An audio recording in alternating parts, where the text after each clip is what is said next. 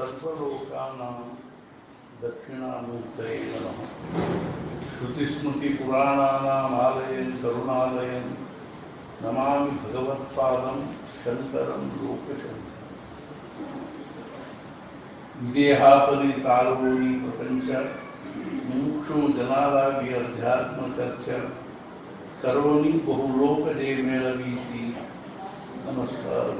ब्रह्म चैतन्य मूर्ति बोलो राजा राम राम, बोलो सीता राम राम, बोलो राजा राम राम, बोलो सीता राम राम, बोलो राजा राम राम, बोलो सीता राम राम,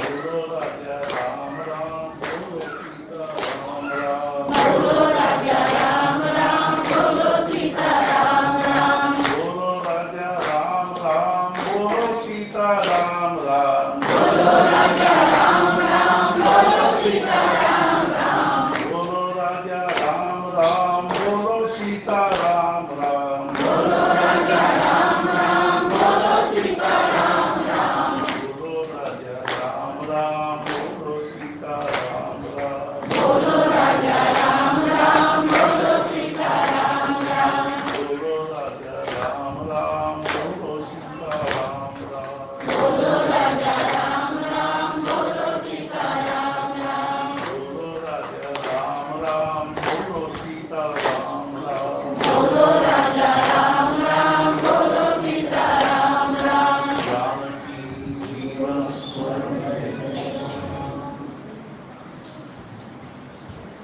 ಪ್ರವಚನದ ಪ್ರಾರಂಭದಲ್ಲಿ ಬೋಲೋ ರಾಜ ರಾಮ್ ರಾಮ್ ಯಾಕೆ ಕೇಳಿಸ್ತೀರಿ ಅಂತ ಹೇಳಿದ್ರು. ಅವ್ರಿಗೆ ಹೇಳಿದ್ವಿ, ಈ ಜೋಳದ ಹೊಲದಲ್ಲಿ ಹಕ್ಕಿ ಬರ್ತವೆ, ಅವ್ರು ಜೋಳದ ತೆನೆ ಮೇಲೆ ಕೂತು ಜೋಳ ಎಲ್ಲ ತಿಂತಾರೆ. ಅವನು ಹಾರಿಸ್ಲಿಕ್ಕೆ ಡಬ್ಬಿ ಬಾರಿಸೋದು ಮಾಡ್ತಾರೆ. ಡಬ್ಬಿ ಬಾರಿಸಿದ್ರೆ ಅವು ಪಕ್ಷಿಗಳ ಹಕ್ಕಿ ಹಾರಿ ಹೋಗ್ತಾರೆ. ಹೆಂಗು ಅಲ್ಲಿ ನಮ್ಮ ತಲೆ ಮನೆಯಿಂದ ಬರೋ ಮುಂದೆ 108 ಪ್ರಪಂಚದ ವಿಚಾರ ಅನ್ನೋ ಪಕ್ಷಿ ಹಕ್ಕಿ ಕೂತಿರ್ತಾರೆ. ಈ ಸ್ವಲ್ಪ ಹೊತ್ತಿನ ಕೂತಾಗರೆ ಅವು ಹಾರಿ ಹೋಗಿದೆ ಅಂತ ಏನೋ ಒಂದು ಸಫಲ ಮಾಡ್ಬೇಕು. ಒಂದು 2 ನಿಮಿಷ ಬೋಲೋ ರಾಜ ರಾಮ ರಾಮ ಅಂದ್ವಿ ಅಂದ್ರೆ ತಲೆಯಾಗಿ ಇನ್ನು ಆ ಪ್ರಪಂಚದ ಹಕ್ಕಿ ಹಾರಿ ಹೋಗ್ತವೆ.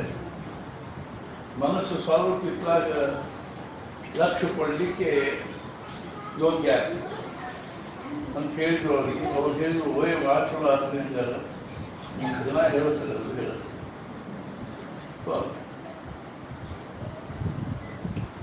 ಇದು ಕೇವಲ ಹಕ್ಕಿ ಹಾರಿಸು ಕೂರ್ಸಕ್ಕಿಲ್ರಿ, ಇದು ನಮ್ಮ ಜೀವನದಲ್ಲಿ ಇರ್ತಕ್ಕಂಥ ಎಲ್ಲ ವಾಸನೆಗಳು, ವಿಕಾರಗಳು, ವಿಕಲ್ಪಗಳು,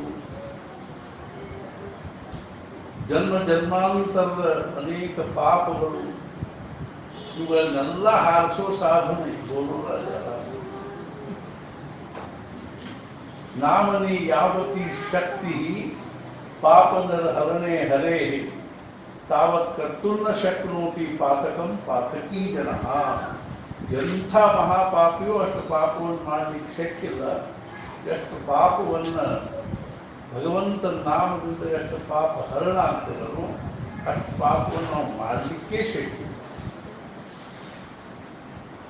ಭಗವದ್ಗೀತಾದಲ್ಲಿ ಭಗವಂತ ಅಪಿಚೇತ್ ಸುದುರಾಚಾರೋ ಭಜತೆ ಮಾಮನನ್ಯಃ ಸಾಧುರೇವ ಸಮಂತವ್ಯ ಸಮ್ಯಕ್ ವ್ಯವಸಿತೋ ಹಿ ಸಹ ಕ್ಷಿಪ್ರಂ ಭವತಿ ಧರ್ಮಾತ್ಮ ಶಶ್ವಚ್ಛಾಂತಿಂ ನಿಗಚ್ಚತಿ ಕೌಂತೆಯ ಪ್ರತಿಜಾನೀಹಿ ನಮೇ ಭಕ್ತ ಪ್ರಣಶ್ಯತಿ.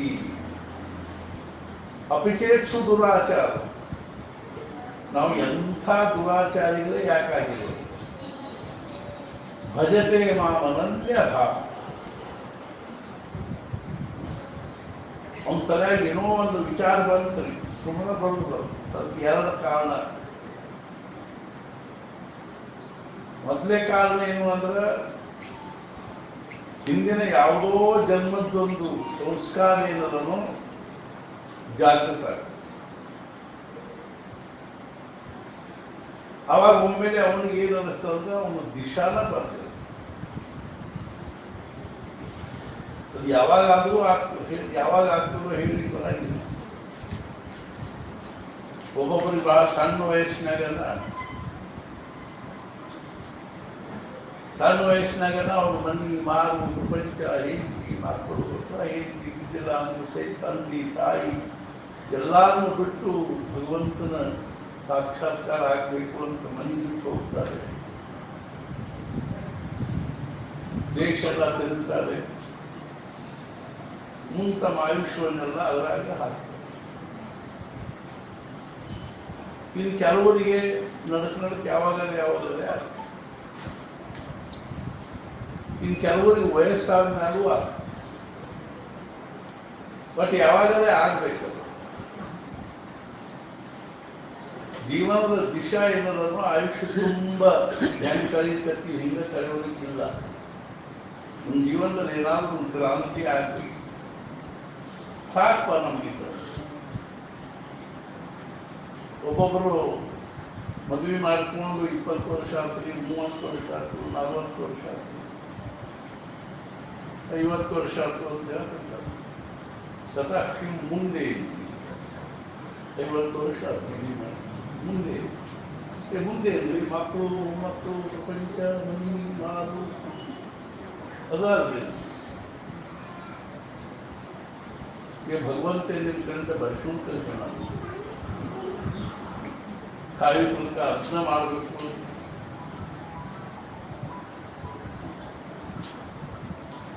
ದೇಶಕ್ಕಾಗಿ, ಧರ್ಮಕ್ಕಾಗಿ, ದೇವರಿಗಾಗಿ ನೀವು ಬೇಕಾದಾಗಿ ನೀವು ಬಿಟ್ಟರು ಸಹಿತ ಪಾಪ. ಸುಳ್ಳ ಕರ್ತವ್ಯ ಕೂತು ನಾವು ವ್ಯಾಮೋಹಕ್ಕೆ ಕರ್ತವ್ಯ ಬಣ್ಣ ಕೊಡ್ಕೊಂಡಿರ್ತೀವಿ. ಬಿಡ್ಲಿಕ್ಕೆ ಆಗುದಿಲ್ಲ ಅಂತ ಅದೆಲ್ಲ ಯಾರು ಬಣ್ಣ ಡ್ಯೂಟಿ ಕರ್ತವ್ಯದ ವ್ಯಾಖ್ಯಾನ ಗೊತ್ತಿಲ್ಲ. ಕರ್ತವ್ಯ ಅಂದ್ರೆ ಏನು? ಈ ಮಕ್ಕಳ ಶಿಕ್ಷಣ ಈಗ ದೊಡ್ಡದೊಂದು ಅಪ್ಪ ಅಮ್ಮನ ತಲೆ ಮೇಲೆ ಕರ್ತವ್ಯ ದುಡ್ಡ.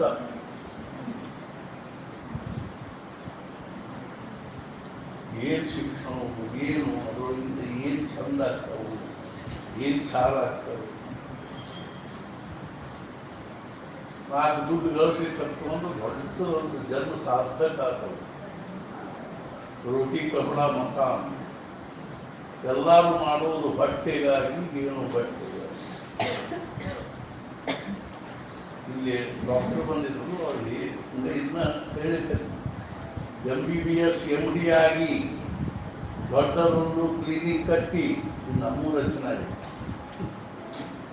ಬಂದವರಿಗೆಲ್ಲ ಸೂಟಿ ತುಚ್ಚೋದು ಬಟ್ಟೆಗಾಗಿ, ನೀವು ಬಟ್ಟೆಗಾಗಿ. ಆ ಕೆಲವು ಹೊತ್ತಿಗೆ ಎಷ್ಟು ಹೊತ್ತು ಇರ್ತಾವೆ, ಎಷ್ಟು ಹಾಕಿದ್ರು ತುಂಬುದೇ.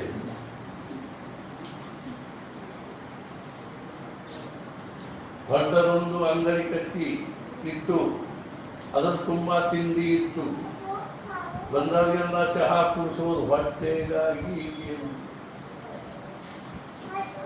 ದೊಡ್ಡದೊಂದು ಅಂಗಡಿ ಕಟ್ಟಿ ಅದರ ತುಂಬಾ ಬಟ್ಟೆ ಇಟ್ಟು ಬಂದವರಿಗೆಲ್ಲ ತೊಟ್ಟಿ ಹಾಕೋದು ಹೊಟ್ಟೆಗಾಗಿ.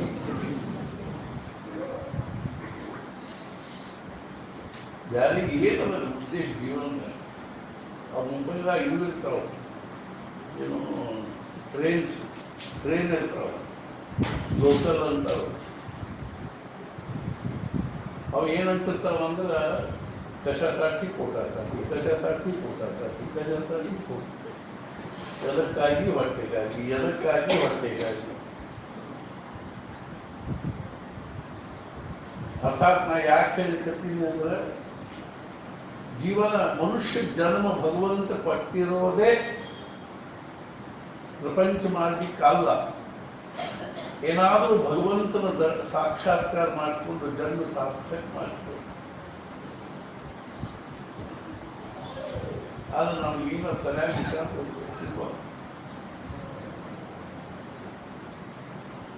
ನಮ್ಮ ಜೀವನದ ಪುರುಷಾರ್ಥ ಎದುರಾಗದಂದ್ರೆ ಏನಾದರೂ ನಾವು ಜೀವನದಲ್ಲಿ ಸಾಧಿಸಿ. ಅಷ್ಟಕ್ಕಾಗಿಯೇ ಎಷ್ಟೆಷ್ಟು ನಮ್ಮ ದೇಶದಲ್ಲಿ, ವಿಶೇಷತಃ ಜಗತ್ತಿನ ಎಲ್ಲ ರಾಷ್ಟ್ರಗಳಲ್ಲಿ, ಎಲ್ಲ ರಾಷ್ಟ್ರಗಳ ಒಂದು ಸಂಸ್ಕೃತಿಯನ್ನು ನೋಡಿದರೆ ನಮ್ಮ ದೇಶದ ಸಂಸ್ಕೃತಿ ಎಂಥ ಮಹಾನದ, ದಿವ್ಯದ, ಎಂಥ ಆದರ್ಶಪೂರ್ಣವಾಗುತ್ತದೆ ಮತ್ತು ಜೀವನದ ನಿಜವಾಗಿರ್ತಕ್ಕಂಥ ಅರ್ಥವನ್ನ ನಮಗೆ ತಿಳಿಸಿ ಹೇಳ್ತಕ್ಕಂಥದ್ದು, ಪುರುಷಾರ್ಥವನ್ನು ಸಾಧಿಸಲಿಕ್ಕೆ ಯೋಗ್ಯವಾದಂಥದ್ದು. ಆದ್ರೆ ನಮ್ಗೆ ಅದ್ರ ಕಡೆ ಲಕ್ಷ್ಯ ಇದೆ. ನಾವು ಎಚ್ಚೆತ್ತಲಾಗುವ ಈಗಿನ ಪಾಶ್ಚಾತ್ಯ ಸಂಸ್ಕೃತಿ, ವೈಜ್ಞಾನಿಕ ಸಂಸ್ಕೃತಿ ಹಾಗೂ ಭೌತಿಕ ಸಂಸ್ಕೃತಿಗಳ ಕಣ್ಣು ಹತ್ತಿ ಬಿಟ್ಟಿದೆ. ಅದನ್ನು ಪುರುಷಾರ್ಥ ಅಂತ ತಿಳ್ಕೊಳ್ತೀವಿ. ಅದರೊಳಗೆ ದೊಡ್ಡಿಸ್ತಿಗೆ ಮಾಡ್ಕೋತಾಕೆ, ಅದರೊಳಗೆ ಏನೇನು ದೊಡ್ಡಸ್ತಿಗೆ ಇರಲಿ, ಎಲ್ಲ ಅತ್ಯಂತ ಈ ಮೈನರ್ ಇದ್ದಾರಂತ, ಮೇಜರ್ ಮೈನರ್, ಇವೆಲ್ಲ ಮೈನರ್ ಕೇಸ ಇದೆ. ಜೀವನವನ್ನು ಎಷ್ಟು ಸಾಮಾನ್ಯ ಭೂಮಿಕಾದಲ್ಲಿ ಅವರು ಸಾಗಿಸ್ತಿರ್ತಾರೆ ಅಂದ್ರೆ ನಾವು ನೋಡ್ತೀವಿ. ಅಡ್ವರ್ಟೈಸ್ ಅಥವಾ ಒಂದು ಹುಡುಗಿ ಕಾರ್ನ ಕೂತು ಚಾಕ್ಲೇಟ್ ತಿಂತಿದ್ದ, ಇಲ್ಲ ಒಬ್ಬ ಹುಡುಗ ಚಾಕ್ಲೇಟ್ ಕೊಡ್ಸುತ್ತೆ. ಯಾವ ದೊಡ್ಡ ಮಹಾನ್ ವ್ಯಕ್ತಿತ್ವದ ಲಕ್ಷಣ, ದೊಡ್ಡಸ್ತಿಕೆ ಲಕ್ಷಣ. ಎಷ್ಟು ನಮ್ಮನ್ನು ಅವರು ಮೂರ್ಖನ್ ಮಾಡ್ತಾರೆ ಅಂದ್ರೆ, ಈ ಪೇಸ್ಟ್ ಉಪಯೋಗಿಸಿದರೆ ನಿಮ್ಮ ಹಲ್ಲು ಉಜ್ವಲವಾಗುತ್ತದೆ, ಈ ಸಾಬಾನು ಹಚ್ಚಿದರೆ ನಿಮ್ಮ ಚರ್ಮ ಮೃದುವಾಗುತ್ತದೆ. ಏನು ಮಾಡ್ಕೊಂಡು ನಾಳೆ ಸುಟ್ಟು ಹೋಗ್ತಾರೆ ಚರ್ಮ. ನಮಗೆ ನಿಜವಾಗಿಯೂ ಏನು ಅನಿಸ್ಬೇಕು, ನಾವು ಭಾರತದಲ್ಲಿ ಹುಟ್ಟೀವಿ, ನಮ್ಮ ಭಾರತೀಯ ಸನಾತನ ವೈದಿಕ ಸಂಸ್ಕೃತಿಯಲ್ಲಿ ಜನ್ಮ ತಾಳೀವಿ, ನಮ್ಮ ಜೀವನದಲ್ಲಿ ಏನಾದರೂ ಒಂದು ಆಗ್ಬೇಕು, ಸಮಾಧಾನ ಆಗ್ಬೇಕು. ಇವತ್ತು ನಾವು ನಿಮಗೆ ಹೇಳಿಕತ್ತೀವಿ, ಎಲ್ಲರೂ ಗೋಳಾಡ್ತಾರೆ. ಪ್ರತಿಯೊಬ್ಬರು ಬಂದು ನಮ್ಮ ಅವರು ಗೋಳಾಡೋದು, ನಮ್ಗೆ ಅದು ತ್ರಾಸದಲ್ಲಿ, ಇದು ತ್ರಾಸದಲ್ಲಿ, ಏನಾದರೂ ವರ್ಷ ನನ್ನ ಪ್ರಪಂಚದೊಳಗೆ ಏನೂ ತ್ರಾಸ ಇರಲಿಲ್ಲ, ನಾನು ಅತಿ ಸಮಾಧಾನ ಇದ್ದೀನಿ ಅನ್ನುವಂಥ ಮನುಷ್ಯ ಮಾರಿ ನೋಡ್ಲಿಕ್ಕೆ ಸಿಗಬಾರ್ದು. ನನಗೇನು ಸಮಸ್ಯೆ ಇಲ್ಲ, ಪ್ರಶ್ನೆ ಇಲ್ಲ, ಅಪೇಕ್ಷಾ ಇಲ್ಲ, ಉಪೇಕ್ಷಾ ಇಲ್ಲ, ಕಂಪ್ಲೇಂಟ್ಸ್ ಇಲ್ಲ, ಅಬ್ಜೆಕ್ಷನ್ಸ್ ಇಲ್ಲ, ಬೇಕು ಇಲ್ಲ, ಬ್ಯಾಡ ಇಲ್ಲ. ಭಗವಂತ ನನ್ನನ್ನು ಈ ಪರಿಸ್ಥಿತಿ ಒಳಗಿಂದ ನಾನು ಅದಕ್ಕೆ ಆನಂದ ಮಸ್ತ್ ಇದ್ದೀನಿ. ಒಂದ್ಸಲ ಬೆಲ್ಸರೆ ಅವರು ತಾತ್ಯಾ ಸಾಹೇಬ್ ಭೇಟಿ ಮೇಲೆ ಇದ್ದಾಗ, ಅರ್ಥಾತ್ ಮಹಾರಾಜರು ಭಾವದಲ್ಲಿ ಮಾತನಾಡುವಾಗ ಬೆಲ್ಸರೆ ಅವರು ಹೋಗಿ ನಮಸ್ಕಾರ ಮಾಡಿ, ಮಹಾರಾಜಕ್ಕೆ ಕಸ ಕಾಯ್ತಾ ಇರಲಿಲ್ಲ, ಹೆಂಗೆ ನಡೆದ ಬೆಲ್ಸರವ್ರಿಗೆ ಆಶ್ಚರ್ಯ. ನಾ ಅವ್ರ ಮನೆಯಾಗೆ ಇರ್ತೀನಿ, ಮ್ಯಾಲೆ ನನಗೆ ಎಷ್ಟು ಮಂದಿ ಮಾತಾಡ್ತಾರೆ, ಪಗಾರ ಎಷ್ಟದ, ನನ್ನ ಪರಿಸ್ಥಿತಿ ಏನದ, ನಮ್ಮ ಮನ್ಯಾಗ ಏನೇನು ಸಾಮಾನು ಸಹಿತ ಅವ್ರಿಗೆ ಗೊತ್ತ. ಹಂಗಿದ್ದಾಗ ಮತ್ತೆ ಯಾಕೆ ಕೇಳಿದ್ರು, ಹೆಂಗಿದ್ದೀರಿ, ಹೆಂಗೆ ನಡೆದದ, ಹೆಂಗಿದ್ದೀರಲ್ಲ, ಹೆಂಗೆ ನಡೆದದ ಸಹಜ ಹೇಳಿದ್ರೆ ನಾವು ಹೇಳೋದಿಲ್ಲ, ಕಳ ನಡೆದದ. ತಪ್ಪಿದ್ರಿ ಅದಕ್ಕೆ ಶುಕ್ಲ ಸಂಗತ ಇದೆ, ಶುಕ್ಲ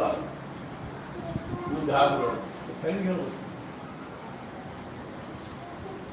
ಸುಮ್ಕೂತು. ಮಹಾರಾಜ ಹೇಳಿದ್ರು, ಇದಕ್ಕಿಂತ ಚಲೋ ನಡೀಲಿಕ್ಕೆ ಶಕ್ಯ ಇಲ್ಲ, ಹಂಗೆ ನಡೆದ. ಅದೇನು ತಯಾರು ನಮ್ದು ಯಾರು.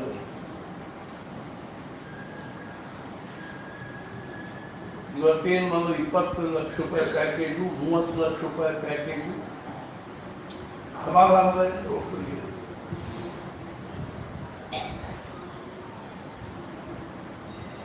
ಎಲಿಜಾಬೆತ್ ರಾಣಿ ಈ ಬಹಳ ವರ್ಷದ ಹಿಂದಿನ ಪ್ರಸಂಗ, ಜಗತ್ತಿನೊಳಗೆ ಅತ್ಯಂತ ಶ್ರೀಮಂತರ ಪೈಕಿ ಒಬ್ಬ.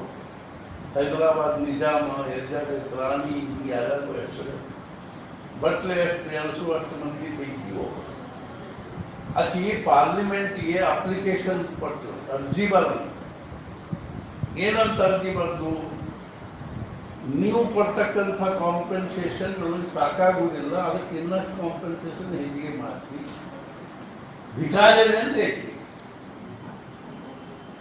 ಬೇಕು ಬೇಕು ಅನ್ಸೋದು ಭಿಕಾರಿತನದ ಲಕ್ಷಣ, ಸಾಕು ಸಾಕು ಅನ್ಸೋದು ಶ್ರೀಮಂತಿದೆ. ಅಷ್ಟಿದ್ರು ಆಕೆ ಜಗತ್ತಿನೊಳಗಿನ ಶ್ರೀಮಂತ ಪೈಕಿ ಒಬ್ಬಾಕಿದ್ರು ಆಕೆ ನನಗೆ ಇನ್ನಷ್ಟು ನಾನು ಕಾಂಪೆನ್ಸೇಷನ್ ಹೆಚ್ಚಿಗೆ ಮಾಡಿದೆ ಅಂತ ಕೇಳಬೇಕಾದ್ರೆ ದರಿದ್ರನೇ. ನಾವಿವತ್ತು ಅಮೇರಿಕಾ, ಫ್ರಾನ್ಸು, ಜಪಾನು, ಜರ್ಮನ್ನು ಹೋಗ್ತಾರೆ, ಅಲ್ಲಿ ಹೋಗಿ ಏನ್ ಮಾಡ್ತೀವಿ? ನಮ್ಮ ದೇಶದ ಸಿಗದೆ ಇರೋದು ಅಲ್ಲಿ ಸಿಗ್ತದೆ. ಭಿಕ್ಷಾ ಬೇಡಲಿಕ್ಕೆ ಹೋಗ್ತೀವಿ ನಾವು ಅಷ್ಟೇ. ನಮ್ಮ ದೇಶದ ಭಿಕ್ಷಾ ಬೇಡೋದು ಚಲೋ, ಆ ದೇಶದಾಗ ಲಕ್ಷಗಟ್ಟಲೆ ನಾವು ದುಡ್ಡು ಗಳಿಸೋದು ಏನು ಅವಶ್ಯಕತೆ ಇಲ್ಲ. ನಮ್ಗೆ ಅಷ್ಟು ಹೊಟ್ಟಿಗಿಲ್ಲ, ನಮ್ಗೆ ಅಷ್ಟು ಮೈಮೇಲೆ ಬಟ್ಟಿಗಿಲ್ಲ. ಅದೇನು ದೊಡ್ಡ ಪುರುಷಾರ್ಥ. ನಮ್ಮ ಮಕ್ಕಳು ಅಮೇರಿಕಾದಾಗಿದ್ದಾರೆ, ನಾವು ಋಷಿಕೇಶಾಗಿದ್ದಾಗ ಒಬ್ಬ ಭೇಟಿ ಆಗಿರ್ತಾನೆ, ಸ್ವಿಟ್ಜರ್ಲ್ಯಾಂಡ್ನಿಂದ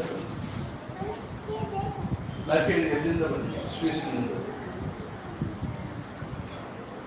ಇಲ್ಯಾಕೆ ಬಂದಿ ಅಂತ ಅವ್ನು ಹೇಳಿದ, ಅಲ್ಲಿ ನಾನು ಸುಖಕ್ಕೆ ಬ್ಯಾಸತ್ತು ಇಲ್ಲಿ ಬಂದಿ, ಮತ್ತೆ ಇಲ್ಲೇನು ಸುಖ ಆದ?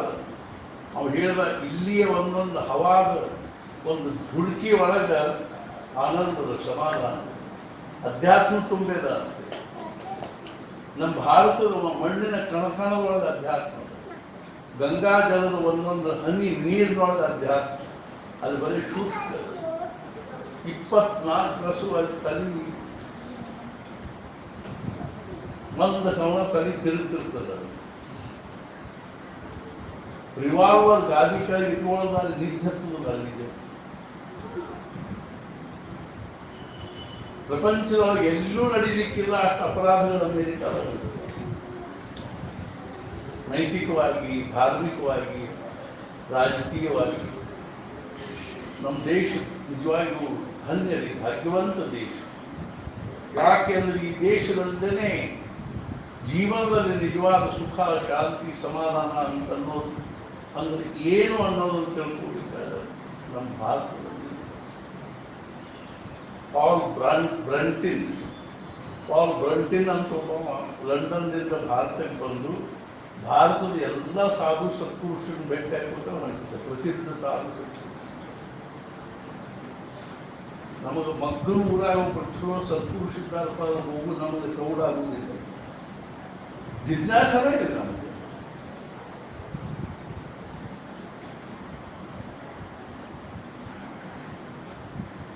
ಅವನು ಭಾರತದ ಅಡ್ಡಾಡಿ ಕೊನೆಗೆ ಮುಂಬೈ ಹೋದಾಗ ಒಬ್ಬರು ಯಾರೋ ಭೇಟಿ ಆದ್ರು ಕೇಳಿ ಯಾಕೆ ಬಂದು, ಇಲ್ಲ ನಾ ಭಾರತದ ಸಾಧು ಸತ್ಪುರುಷರನ್ನ ಭೇಟಿ ಆಗಿತ್ತು. ಅರಿಸ್ಟಾಟಲ್ ಭಾರತಕ್ಕೆ ಬಂದ, ಅಲ್ಲಿ ಅಲೆಕ್ಸಾಂಡರ್ ಭಾರತಕ್ಕೆ ಬಂದಾಗ ಸಾಕ್ರೆಟಿಸ್ ಅವ್ನಿಗೆ ಹೇಳಿದ್ರು, ನೀನು ಭಾರತಕ್ಕೆ ಹೊಂಟಿದಿ, ಅಲ್ಲಿನ 3 ವಸ್ತು ತಗೊಂಬ. ಒಂದೇನು ಅಂದ್ರೆ ಗಂಗಾಜಲ್ ತಗೊಂಬ. ನೋಡ್ರಿ, ಸಾಕ್ರೆಟಿಸ್ ಗ್ರೀಸ್ ದೇಶದಲ್ಲಿ ಆ ದೊಡ್ಡ ತತ್ವಜ್ಞಾನಿ. ಎರಡನೇದ್ದೇನು ಅಂದ್ರೆ ಒಬ್ಬ ಸಾಧುನ್ ಕರ್ಕೊಂಬ. ಅಲೆಕ್ಸಾಂಡರ್ ಸಾಕ್ರೆಟಿಸ್ ಏನಂತ ಸಾಧುನ್ ಕರ್ಕೊಂಬ. ಸಾಧು ಯಾಕೆ? ಅಲ್ಲಿ ಒಬ್ಬ ಸಾಧು ಗ್ರೀಸ್ ದೇಶದ ಸಮಸ್ತ ಪ್ರಜೆಗಳಿಗೆ ಸಮಾನ.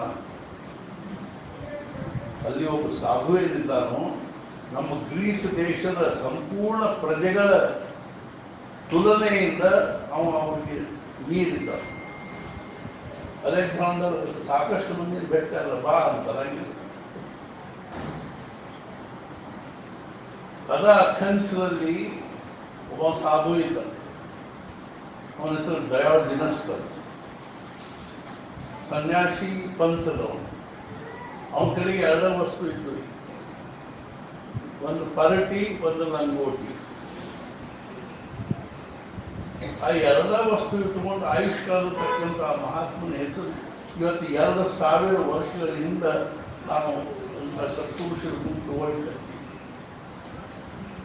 ನಮ್ಮ ಹೆಸರು 14ನೇ ದಿವಸ ಉಂಡಿ ಮತ್ತು ಮುದ್ದಿನ ಒಳ ಹೊಡೆದು ಒಂದು 15 ದಿವಸ ಯಾರು ಮನೆಯ ಮುಂದಿಗೆ ನೆನಪಾಗುದಿಲ್ಲ. ಮುಗಿತು ನಮ್ಮ ಕಥೆಯಾಗಿ. ಮಹಾರಾಜರು ಒಂದ್ಸಲ ಹೇಳಿ, ಅಮ್ಮ ಅಂತ ಒಬ್ಬಕ್ಕಿದ್ದಲ್ಲಿ ಅರ್ಥಾತ್ ಮದ್ರಾಸ್ ವ್ಯಕ್ತಿ ಬ್ರಹ್ಮಾನಂದ ಮಹಾರಾಜರ ಕರ್ಕೊಂಡು ಹೋಗಿದ್ದೆ. ಆಕಿ ಮೊದಲಿನಿಂದಲೂ ಆಧ್ಯಾತ್ಮಿಕ ಜಿಜ್ಞಾಸ ಆಯಿತು.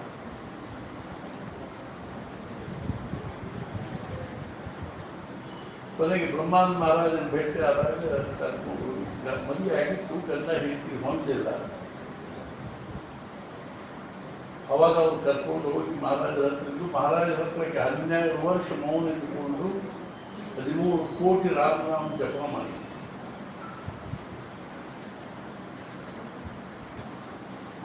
ಮಹಾರಾಜರು ದೇಹ ಬಿಡೋಕ್ಕಿಂತಲೂ ಒಂದು 3-4 ತಿಂಗಳು ಮುಂಚಿನಿಂದ ಮ್ಯಾಲಿನ ಅಂತಿದ್ರು, ನಾವಿನ್ನು ನೈಮಿಷಾರಣ್ಯಕ್ಕೆ ಹೋಗ್ತೀವಿ, ಹಂಗ ಹಿಂಗ. ಅದೇ ಕೇಸರಿ ಪತ್ರಿಕೆ ಅಂತ ಬರ್ತಿದ್ದ ಪತ್ರಿಕೆ ಲೋಕಪಾಲ್ ಟಿಳ್ಕರ್ ಸಂಪಾದನೆ ಮಾಡಿ 15 ದಿವಸಕ್ಕೆ ಬಂದಿದ್ದು ಪಾಕ್ಷಿಕ. ಅವ್ರು ಬಂದ ಕೂಡಲೇ ಮಹಾರಾಜ ಭಾವುಸಾಹೇಬ್ರ ಕಡೆಯಿಂದ ಅದು ಓದಿಸಿ ಕೇಳಬೇಕು. ಅಗದಿ ಕೊನೆಗೆ ಏನ್ ಕೇಳಿಕತ್ರು ಅಂದ್ರೆ, ಭಾವುಸಾಹೇಬ್ ಎಲ್ಲರೂ ಯುದ್ಧ ಆದರೂ ನಾವೇನು ನೋಡ್ತೀವಿ. 4-5 ಸಲ ಹಿಂಗೆ ಕೇಳಿದ ಕೂಡಲೇ ಭಾವುಸಾಹೇಬ್ರನ್ನು, ಮಹಾರಾಜ್ ಅಂಥವೆಲ್ಲ ಯುದ್ಧ ಆಗುವವರೆಗೆ ಇನ್ನು ಸ್ವಲ್ಪದಿಂದ ಎಂಥ ಯುದ್ಧ ಆಗ್ತಾವಂದ್ರೆ ನೀವು ಆ ಯುದ್ಧದ ಬಗ್ಗೆ ಕಲ್ಪನಾ ಮಾಡಿ ಸಾಕು. ಮೊದಲನೇ ಮಹಾಯುದ್ಧ 1909 ಇಸ್ವಿ. ಆವಾಗ ಹಿರೋಶಿಮಾ, ನಾಗಾಸಾಕಿ ಎಲ್ಲ ಸುಟ್ಟು ಭಸ್ಮ ಆಯಿತು. ಅವಾಗ ಅಮ್ಮ ಏನಂದ್ರು, ಮತ್ತೆ ಇಂಥವೆಲ್ಲ ಭಯಾನಕ ಪರಿಸ್ಥಿತಿ ಬರುವುದ ಅಂದ್ರೆ ನೀವು ಈಗ ದೇಹ ಬಿಡೋ ಯಾಕೆ ವಿಚಾರ ಮಾಡಿ. ಅವಾಗ ಮಹಾರಾಜರು ಕೇಳಿ, ಅಮ್ಮ ರಾಮಕೃಷ್ಣಾದಿ ಅವತಾರ ಯಾಕಾಗ್ಬಾರ್ದು? ಒಂದ್ಸಲ ದೇಹ ಧಾರಣೆ ಮಾಡಿದ ಬಳಿಕ ಆ ದೇಹ ಬಿಡಬೇಕ. ಕೃಷ್ಣನು ದೇಹ ಬಿಡ, ಅವನ ದೇಹದ್ದು ಅಗ್ನಿ ಸಂಸ್ಕಾರ, ಸಮುದ್ರ ದಂಡಿಗೆ ಅವನ ದೇಹದ್ದು ಅಗ್ನಿ ಸಂಸ್ಕಾರ ಆದರೆ ಅವನ ದೇಹ ಎಲ್ಲ ಬಾಕಿದೆಲ್ಲ ಸುಟ್ಟು ಹೃದಯ ಸುಡಲಿಲ್ಲ. ಅವನು ಎಷ್ಟು ಹೊತ್ತಿದ್ರು ಆದ್ರೂ ಹೃದಯ ಹಂಗೆ ಉಳಿದಿದೆ. ಕೊನೆಗೆ ಅದನ್ನು ಒಂದು ಪೆಟ್ಟಿಗೆ ಒಳಗೆ ಹಾಕಿ ಸಮುದ್ರದಲ್ಲಿ ಬಿಟ್ಟು ಅದ ಪೆಟ್ಟಿಗೆ ತೇಲ್ಕೋತ ಜಗನ್ನಾಥ ಕುರಿ ಬಂತು. ಆವಾಗ ಜಗನ್ನಾಥನ ಮೂರ್ತಿ ಮಾಡ್ಲಿಕ್ಕೆ 12 ವರ್ಷಕ್ಕೊಮ್ಮೆ ಮಾಡ್ತಾರೆ. ಮಾಡಿ ಮತ್ತೆ ಬೇರೆ ಮೂರ್ತಿ. ಆವಾಗ ಅದನ್ನ ಹೃದಯ ತಗೊಂಡು ಆ ಜಗನ್ನಾಥನ ಮೂರ್ತಿಯ ಹೃದಯ ಸ್ಥಾನದಲ್ಲಿ ಇವತ್ತಿಗೂ ಅದು ಕೃಷ್ಣನ ಹೃದಯ. ರಾಮಕೃಷ್ಣಾದಿ ಅವತಾರಗಳು ಯಾಕಾಗಲ್ವಕ್ಕೆ ದೇಹ ಧಾರಣೆ ಮಾಡಿಕೊಂಡು ಬಂದ ದೇಹ ಬಿಡಬೇಕಾದ್ರೆ ಆ ಪಂಚಭೌತಿಕ ದೇಹದ ಧರ್ಮ ಸ್ವಾಭಾವಿಕ ಧರ್ಮ. ಆವಾಗ ಆದರೆ ಸಾಮಾನ್ಯ ಜನರ ಒಂದು ದೇಹ ಬಿಡುವುದರೊಳಗೆ ಅರ್ಥಾತ್ ಮರಣ ಹೊಂದುವುದರಾಗೆ ಸತ್ಪುರುಷರ ಮರಣ ಹೊಂದುವುದರಾಗ ಮೂಲಭೂತ ವ್ಯತ್ಯಾಸ ಅದ. ಏನು ಅಂದ್ರೆ ಸಾಮಾನ್ಯ ಜನರು ತೀರ್ಕೊಂಡ್ರು ಅಂದ್ರೆ ಮುಗೀತಾವು ಕರ್ತೃತ್ವ, ಮುಂದೆ ಅವರಿಗೆ ಏನ್ ಮಾಡ್ಲಿಕ್ಕೆ ಬರಂಗಿಲ್ಲ. ಆದ್ರೆ ಸತ್ಪುರುಷರು ದೇಹದಿಂದ ಇರುವಾಗ ಏನು ಕಾರ್ಯ ಮಾಡ್ತಾರೋ ಅದಕ್ಕಿಂತ ವ್ಯಾಪಕವಾಗಿರ್ತಕ್ಕಂತಹ ಕಾರ್ಯವನ್ನು ಅವ್ರು ದೇಹ ಬಿಟ್ಟು ಮೇಲೆ ಮಾಡ್ತಾರೆ. ಈಗ ನೋಡಿ ಎಷ್ಟು ಮಹಾರಾಜರ ಪ್ರಚಾರ ಜಗತ್ತಿನ ತುಂಬ ಮಹಾರಾಜರಿಂದ ಇಷ್ಟೇ. ಅರ್ಥಾತ್ ಏನು ಅಂದ್ರೆ ಸತ್ಪುರುಷರು ಬಹಳ ದೊಡ್ಡ ವೈಶಿಷ್ಟ್ಯ. ಅಲೆಕ್ಸಾಂಡರ್ ಅನೇಕ ಸಾಧುಗಳನ್ನು ಕೇಳಿದ, ನಾವು ಏನ್ ಮಾಡ್ಬೇಕು ಬಂದು ಹೆಣ್ಣು ಅಹಂಗ ಈಶ್ವರದಾಗ ಇರ್ತೀವಿ. ನಾವೇನು ನಾಳೆ ಮುಂದೆ 24ನೇ ಶತಮಾನದವ್ರೇನು 24ನೇ ಶತಮಾನದವ್ರಾದ್ರೂ ಹೋಗ್ತಿದ್ರು. ಆ ದಯಾ ದಿನಸನ ಹತ್ರ 2 ವಸ್ತು, ಒಂದು ಲಂಗೋಟಿ, ಒಂದು ಪಾರಟಿ, ಒಂದು ಗುಡಿಸಲ್ದಾಗಿತ್ತು. ಮನಸ್ಸು ಮುಂಜಾನೆ ಅವ ಸೂರ್ಯನ ಕಡೆ ಗಂಡು ಮಾಡಿ ಬಿಸಿಲು ಕಾಯ್ಕೋತ ಕೂತಾಗ ಅಲೆಕ್ಸಾಂಡರ್ ಇಬ್ಬರು ತನ್ನ ಸೈನಿಕರನ್ನು ಕಳಿಸಿದ. ಅವ್ರು ಬಂದು ಅವನು ಹಿಂದೆ ಹೇಳಿದ್ರು, ಡಯಾಜನಸನ್ ನೀನೇ ಹೌದು, ಅಲೆಕ್ಸಾಂಡರ್ ನಿನ್ನ ಕಲಿಕ್ಕೆ ಹತ್ತಾನೆ, ಬರಂಗಿಲ್ಲ. ಅಲ್ಲಿ ಅದು ಬರ್ತದೆ ಏನವ ಚಕ್ರವರ್ತಿ ಸಮ್ರಾಟ್ ಅಲೆಕ್ಸಾಂಡರ್ ಏನಾದ್ರು ಇರ್ಬೋದು, ನನಗೇನು ಅವನಿಗೆ ಏನ್ ಬೇಕಾಗೇ ಇಲ್ಲ, ಹಿಂಗೆಲ್ಲ ಬರ್ಬೇಕಂತ ಕಾನೂನು. ಯಾವ ದೊಡ್ಡವ MLA MP ಅಂತ ಮಿನಿಸ್ಟರ್ ಅಂತಿ ಮನೆಗೆ ಬರೀ ನಿಮ್ ಜೊತೆ ಮಾತಾಡ್ತಾರೆ. ವೈಕುಂಠ ಹೊಂಟಂಗ ಆಗ್ತದೆ. ಮಹಾರಾಜ ಹೇಳ್ತಿದ್ರು, ದೊಡ್ಡ ಶ್ರೀಮಂತರ ಮನೆಗೆ ದೊಡ್ಡ ಅಧಿಕಾರಿಗಳ ಮನೆಗೆ ನಾವಾಗೆ ಹೋಗ್ಬಾರ್ದು, ನಾವು ಹೋಗ್ಬಾರ್ದು, ಅವ್ರ ಬೆನ್ನ ಹಚ್ಚಿ ಅಡ್ಡಾಡ್ಬಾರ್ದು. ನಮಗೆ ಅವರಿಂದ ಏನೂ ಬೇಕಾಗಿಲ್ಲ. ಅವ್ರು ಸಾಕಷ್ಟು ಹೇಳಿ ನೋಡಿ, ನಾ ಬರಂಗಿ ಹೋಗುದಿಲ್ಲ. ಅಲೆಕ್ಸಾಂಡರ್ ಬಂದು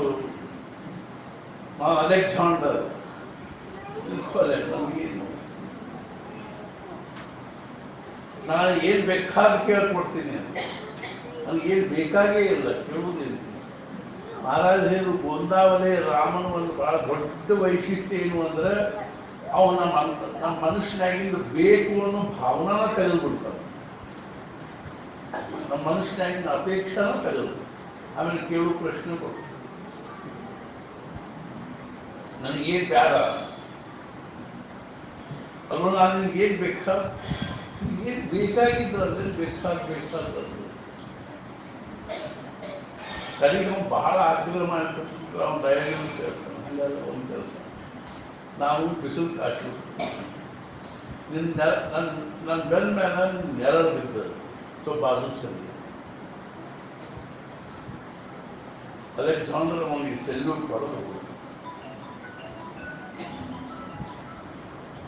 चाह गई चिंता मिटी मनवा बेपरवाह, जिसको कछु न चाहिए ಓನರ್ ಶಾಹನ್ ಶಾ, ಯಾರಿಗೇನು ಬೇಕಾಗಿರೋ ರಾಜನ. ಇದು ನಮ್ಮ ಭಾರತೀಯ ಸಂಸ್ಕೃತಿಯ ಒಂದು ಮಹಾನ್ ಆದರ್ಶ.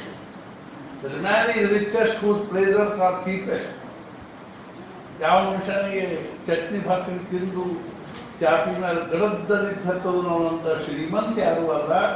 ಯಾವ ಮನುಷ್ಯನಿಗೆ ಪಂಚ ಪಕ್ವಾನ್ ಅಂತೂ ತಿನ್ನು ರೂಢಿ ಇರಲಿ, ಬೇಕರಿ ಒಳಗಿಂದ ಬೇಕಾದ ಸುಟ್ಟು ಸುಡುಗಾಡ ತಿಂದು ಅವನ ಅದರ ಶಬ್ದದಿಂದ ಹೇಳಿದ್ರೆ ಚಂದ. ಹೋಮ್ ಗಾದಿ ಮೇಲೆ ಉಳ್ಳಾಡಿದ್ರು ನಿದ್ದೆ ಹತ್ತೋದಿಲ್ಲೋ ಅವನಂತ ದರಿದ್ರ ಯಾರು.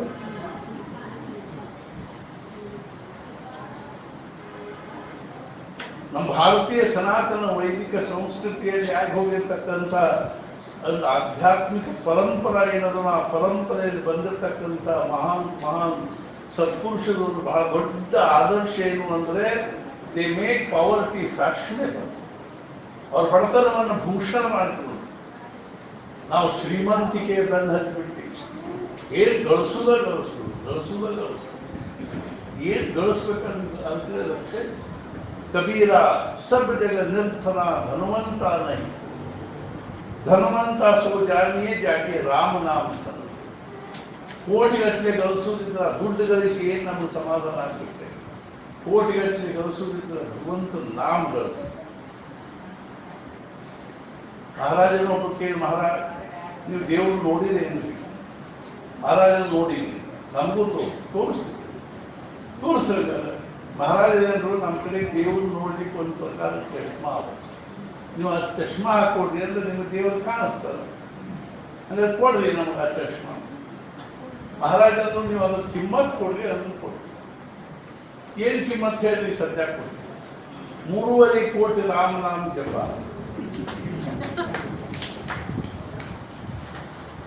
ತಯಾರಿದೆ ಅಂತ ಯಾರು ತಯಾರಿದ ಸಂಕಲ್ಪ ಮಾಡಿಸಿ ಬಿಡ್ತೀವಿ. महाराज ने 3.5 कोटी राम नाम जप केल्याने चित्त शुद्ध होऊन अंतःकरणामध्ये भगवंताच्या अस्तित्वाचा अनुभव आल्याशिवाय राहणार नाही. म्हणजे माझ्या अंतःकरणामध्ये भगवंत आहे आणि त्या भगवंताचं दर्शन होईल, भगवंताचा अनुभव येईल. आणि जेव्हा आपल्याला वाटतं की भगवंत आहे माझ्या बरोबर, तेव्हा जीवनातले सगळे प्रश्न संपून जातात. ನನ್ನ ಜೊತೆಗೆ ನನ್ನ ಅಂತಃಕರಣ ಭಗವಂತ ಇದ್ದಾನೆ, ನಮ್ಮ ಮನೆಯೊಳಗೆ ಭಗವಂತ ಇದ್ದಾನೆ, ನನ್ನ ಪ್ರಪಂಚದಾಗ ಭಗವಂತ ಇದ್ದಾನೆ ಅಂತ ಅನಿಸಿದ್ರೆ ಪ್ರಶ್ನೆನೇ ಇಲ್ಲಿ ಖರೆ ಅಂದ್ರೆ ನಾವು ಭಗವಂತನ ಮನೆಯವರು ಮಹಾರಾಜರ ಮನೆಯವರು ಅಂತ ಆಗುವ ಪ್ರಶ್ನೆ ಇಲ್ಲ. ಒಬ್ಬ ಅಗದಿ ದರಿದ್ರ ಹುಡುಗಿ ಬಡತನದಲ್ಲಿ ಹುಟ್ಟಿ ಬೆಳೆದಿರೋ ಹುಡುಗಿ ಕರ್ಮಧರ್ಮ ಸಂಯೋಗದಿಂದ ಪ್ರಾರಂಭದಿಂದ ದೊಡ್ಡ ಕೋಟ್ಯಾಧೀಶನ ಮದುವೆ ಆದ. ಮದುವೆ ಆಯಿತು, ಆ ಹುಡುಗಿನ ಕರ್ಕೊಂಡು ಹೋದ್ರು. ಅಲ್ಲಿ ಹೋದ ಕೂಡಲೇ ಮರುದಿವ್ಸ ಮುಂಜಾನೆ ಯಾಕೆ ಅಪ್ಪ ಇತ್ತ ಹುಡುಕಾಡ್ಲಿಕ್ಕೆ ಕೇಳಿದ್ರು. ಏನು ಹುಡುಕಾಡ್ಲಿಕ್ಕತ್ತಿ? ಗಂಡ ಕೇಳಿದ್ರು, ಏನು ಹುಡುಕಾಡ? ಕಸಬರ್ಗಿ ಹುಡುಕಾಡಿ ಕಸ ಉಳಿಯಂಗಿಲ್ಲ. ಹುಚ್ಚಿ ಈಗ ಬರ್ತಾರೆ ನೋಡ, ಇಲ್ಲಿ ಏನೇನೋ ನೀ ಇಟ್ಲಾಗಿ ಕಟ್ಟಿ ಇಟ್ಲಾಗಿ ಎತ್ತಿರೋ ಕಾಲದಿಲ್ಲ. ನೀ ಕೋಟ್ಯಾಧೀಶ ಆಗಿ ಅಂದ್ರೆ ನಾವು ಮಹಾರಾಜರ ಮನೆಯವ್ರು ಆಗಿದ್ರೆ ಏನ್ ಕಡಿ ಅಂದ್ರೆ ಮಹಾರಾಜ ನಮ್ಮನ್ನು ಐಷಾರಾಮದಲ್ಲಿ ಇರ್ತಾರಂತಲ್ರಿ. ಜಗತ್ತಿನೊಳಗೆ ಅತ್ಯಂತ ದುರ್ಲಭವಾಗಿರ್ತಕ್ಕಂಥ ಯಾವ ಸಮಾಧಾನದನೋ ಆ ಸಮಾಧಾನದಲ್ಲಿ ನಾವು ಭಾಕರಿ ಚಪಾತಿ ರೊಟ್ಟಿ ಚಟ್ನಿ ತಿನ್ನುವಂತೆ ಮಹಾರಾಜ ಹೇಳ್ತಿದ್ರು, ತಂಗಳ ಭಾಕರಿ ತಿನ್ಬೇಕಾದ್ರೂ ಸಹಿತ ಹೆಂಗ್ ತಿನ್ಲಿಕ್ಕೆ ಬರ್ಬೇಕು ಅಂದ್ರೆ ದೊಡ್ಡ ದೊಡ್ಡ ಶ್ರೀಮಂತರು ಜಿಲೇಬಿ ಪಂಚಪಕ್ವಾನಿ ತಿಂದಾರ, ಹಂಗ ನಾವು ಹೇಳಿದ್ರೆ ತಂಗಳ ಭಾಕರಿ ಚಟ್ನಿ ತಿನ್ಬೇಕಾಗಿ ಬಂದ್ರು ಸಹಿತ ಹಂಗಾಗಿ ಐಟಿಲೆ ಖಾತಾ ಇದು ಮಸ್ತ್ ಆಗಿ ತಿನ್ಬೇಕು. ಅವು ಬರೀ ಇದೋ ತಪ್ಪು ನಮ್ದು ಜೀವನದ ಕರ ನಮಗೆ ಅರ್ಥ. ಲೈಫ್ ಇದೆ ನಾಲ್ ಹೆಂಗ ನಾನು ಬದುಕಿದ್ರೆ ಬಾಳಿದ್ರೆ ಬದುಕುವುದಲ್ಲ ಬಾಳಿದ್ರೆ ನನ್ನ ಜೀವನ ಖರೆ ಸಾರ್ಥಕ ಆಗ್ತದೆ ಅನ್ನೋದು ನಮ್ಗೆ ಕಲ್ಪನಾನೇ ಇದೆ, ಆಗ್ತದೆ.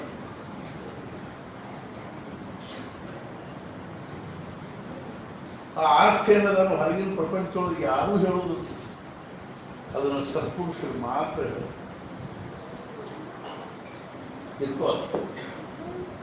ಅರ್ಥಾತ್ ನಾ ಯಾಕೆ ಹೇಳಿ ಹತ್ತೀನಿ ಅಂದ್ರೆ ನಮ್ಮ ಭಾರತೀಯ ಸನಾತನ ವೈದಿಕ ಸಂಸ್ಕೃತಿ ಬಹಳ ಶ್ರೇಷ್ಠವಾಗಿರ್ತಕ್ಕಂಥ.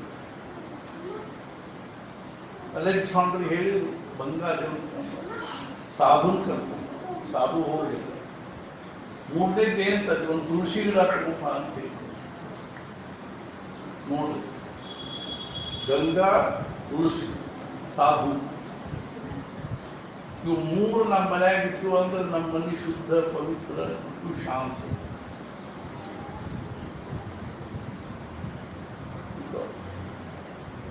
ಅರ್ಥಾತ್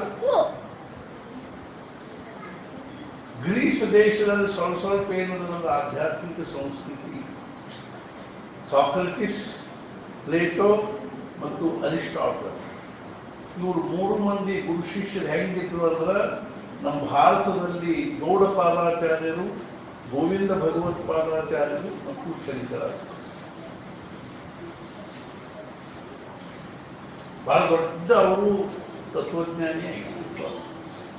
ಈ ನಮ್ಮ ಸಂದರ್ಭ ಏನದ ಅಂದ್ರೆ ಯಾವ ನಮ್ಮ ಭಾರತೀಯ ಒಂದು ವೈದಿಕ ಸನಾತನ ಸಂಸ್ಕೃತಿ ಅದನ್ನು ಆ ಸಂಸ್ಕೃತಿ ಮ್ಯಾಲ ಬಹಳ ದೊಡ್ಡ ಆಘಾತ ಉಂಟಾಗಿತ್ತು ಒಂದು ಸಮಯದಲ್ಲಿ. ಯಾವಾಗ ಅಂದ್ರೆ 8ನೇ ಶತಮಾನ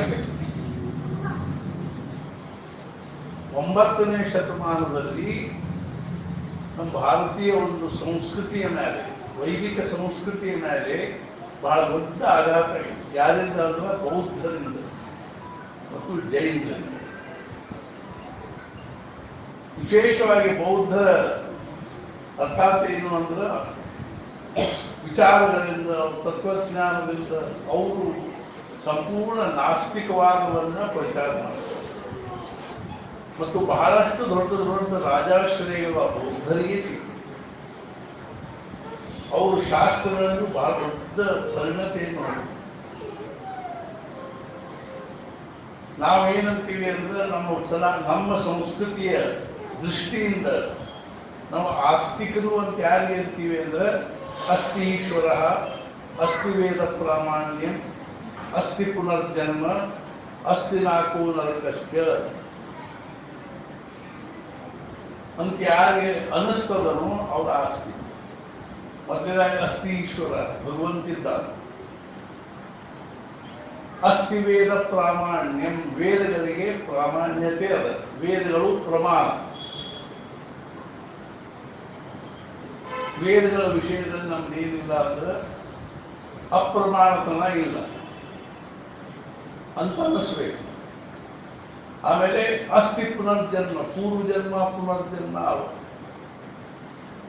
ಅಸ್ತಿ ಪಾಪ ಪುಣ್ಯ, ಪಾಪ ಪುಣ್ಯ ಅವ. ಅಸ್ತಿ ನಾಲ್ಕು ನರಕ, ಸ್ವರ್ಗದ ನರಕ.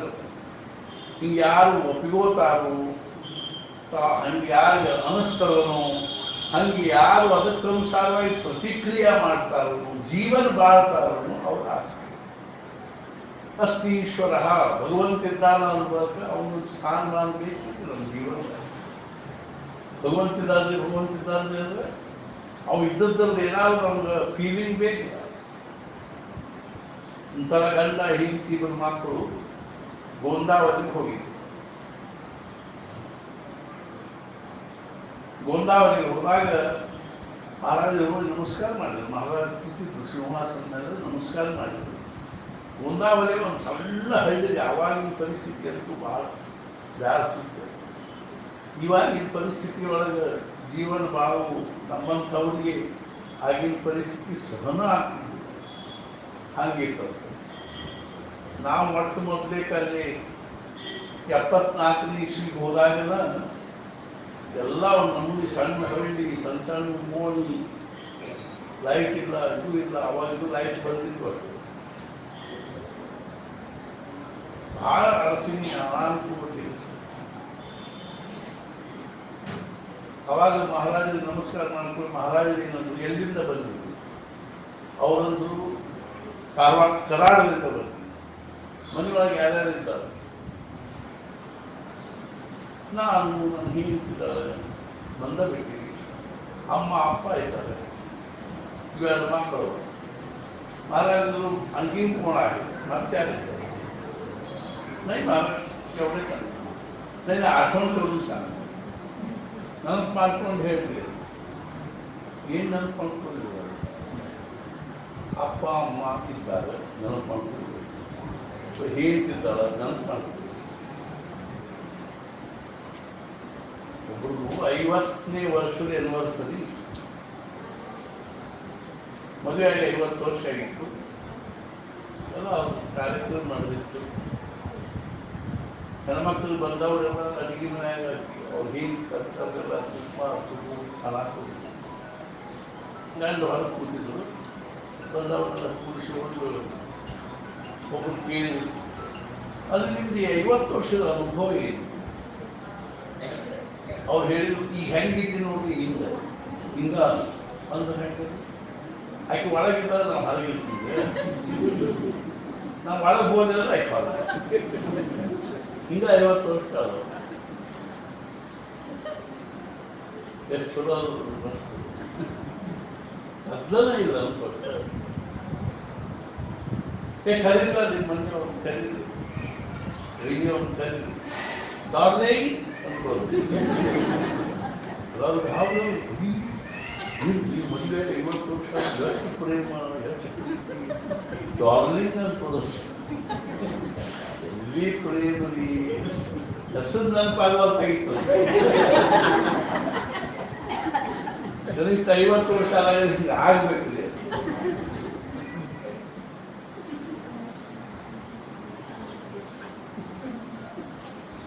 ಎಷ್ಟೆಷ್ಟೋ ವರ್ಷ ನೆನಪಿರ್ತದ ಅಂತ ಒಬ್ರಿಗೊಬ್ರಿಗೆ ನೆನಪು. ಮತ್ತು ಮನೆಯೊಳಗೆ ಯಾರಿರ್ತಾರೆ? ಯಾರಿಲ್ಲ. ನೆನಪು ಮಾಡ್ತಾರೆ. ಆ ಹುಡುಗ ಹೇಳಿದ ಒಂದು ಐಸ್ ಹಾಕಿ ಮತ್ತೆ ಯಾರಿದ್ದಾರೆ? ಇಲ್ಲಿ ಯಾರ್ಯಾರು ಇದೆ ನಮ್ಮ ಮನೆಯೊಳಗೆ. ನೋಡ್ರ ಇದು ನಮ್ಮ ಮೈ ಮೇಲೆ ಬರ್ತಾ ಹೇಳ್ತಾನೆ ಈ ಕೇಸ್.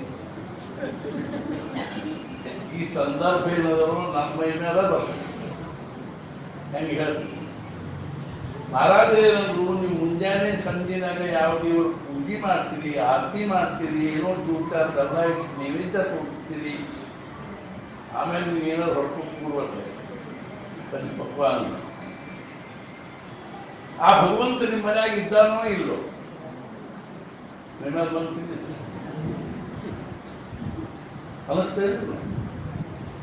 ಮುಂಜಾನೆ ಪೂಜೆ ಮಾಡಿದ್ವಿ, ಸಂಜೆನಾಗ ಆರತಿ ಮಾಡಿದ್ವಿ. ಹಂಗಾರೆ ಆ ಭಗವಂತನು ಸಹಿತ ನಮ್ಮ ಮನೆಯೊಳಗೆ ನಾವು ಹೆಂಗೆ ಒಂದು 5-6 ಪ್ರಾಣಿ ಜೀವಂತ ಇದ್ದೀವೋ ಹಂಗ ಅವನು ನಮ್ಮ ಮನೆಯೊಳಗೆ ಜೀವಂತ ಇದ್ದಾನೆ ಅನಸ್ತೀವಿ ಅಂದ್ರೆ ಮುಗೀತರಿ. ಮುಂದೆ ಅಲ್ಲಿ ಪರಮಾರ್ಥ ಕ್ಲೋಸ್. ಮುಂದೇನು ಬೇಕಾಗಿಲ್ಲ. ಆದರೆ ಈ ಪ್ರಪಂಚದ ಒಂದು ಮಾಯಾನ ವಿಚಿತ್ರ. ನಮಗೆ ಅನೇಕ ಜನ್ಮಗಳಿಂದ ಏನಾಗಿಬಿಟ್ಟದ ಅಂದ್ರೆ ದೃಶ್ಯದನ ರೂಢಿ ಎಷ್ಟಾಗಿದೆ ಅಂದ್ರೆ ಇದರ ವ್ಯತಿರಿಕ್ತವಾಗಿ ಏನೋ ಒಂದು ಅದೃಶ್ಯದ ಬರಬಹುದು. ಮತ್ತು ಈ ದೃಶ್ಯದ ಜೊತೆಗೆ ಸಂಬಂಧ ಜೋಡಿಸ್ಕೊಳ್ಳೋದು ಎಷ್ಟು ನಮ್ಮ ಮನಸ್ಸು ಎಕ್ಸ್ಪರ್ಟ್ ಆಗಿದೆ ಅಂದ್ರೆ ಅದ್ರೊಳಗೆ ಒಂದು ಸೆಕೆಂಡ್ ಬೇಕಾಗುವುದು ಪ್ರಪಂಚದ ಜೊತೆ ಸಂಬಂಧ ಜೋಡಿಸ್ಕೊಳ್ಳಿ. ಮದುವೆ ಆಯಿತು, ಇಬ್ಬರು ಒಬ್ರಿಗೊಬ್ರು ಮಾಲಿ ಹಾಕಿದ್ರು, ಮಂಗಲಸೂತ್ರ ಕಟ್ಟಿದ್ರು, ರಾಜ ಹೋಮ ಮಾಡಿದ್ರು, ಎಲ್ಲರಿಂದ ಇದು ಆಯಿತು, ಸಪ್ತಪದಿ ಆಯಿತು. ಅವತ್ತು ರಾತ್ರಿ ಗಂಟ ಹೆಂಡತಿ ಮಾಡ್ಕೊಂಡಿದ್ರು. ರಾತ್ರಿ 12 ಗಂಟೆಗೆ ಎಬ್ಬಿಸಿ ಕಳಿಸಿ ಅವತ್ತಂದ್ರಿ ಮರುದಿವ್ಸ ರಾತ್ರಿ 12 ಗಂಟೆಗೆ ಅವ್ರಿಗೂ ಗಾಢ ನಿದ್ರೆಯೊಳಗಿದ್ದಾಗ ಎಬ್ಬಿಸಿ ಕೇಳಿ, ನೀವಿಬ್ರು ಯಾರು ಅಂದ್ರೆ ಯಾರು ಹೇಳ್ತಾರೆ, ಏನಂತಾರೆ?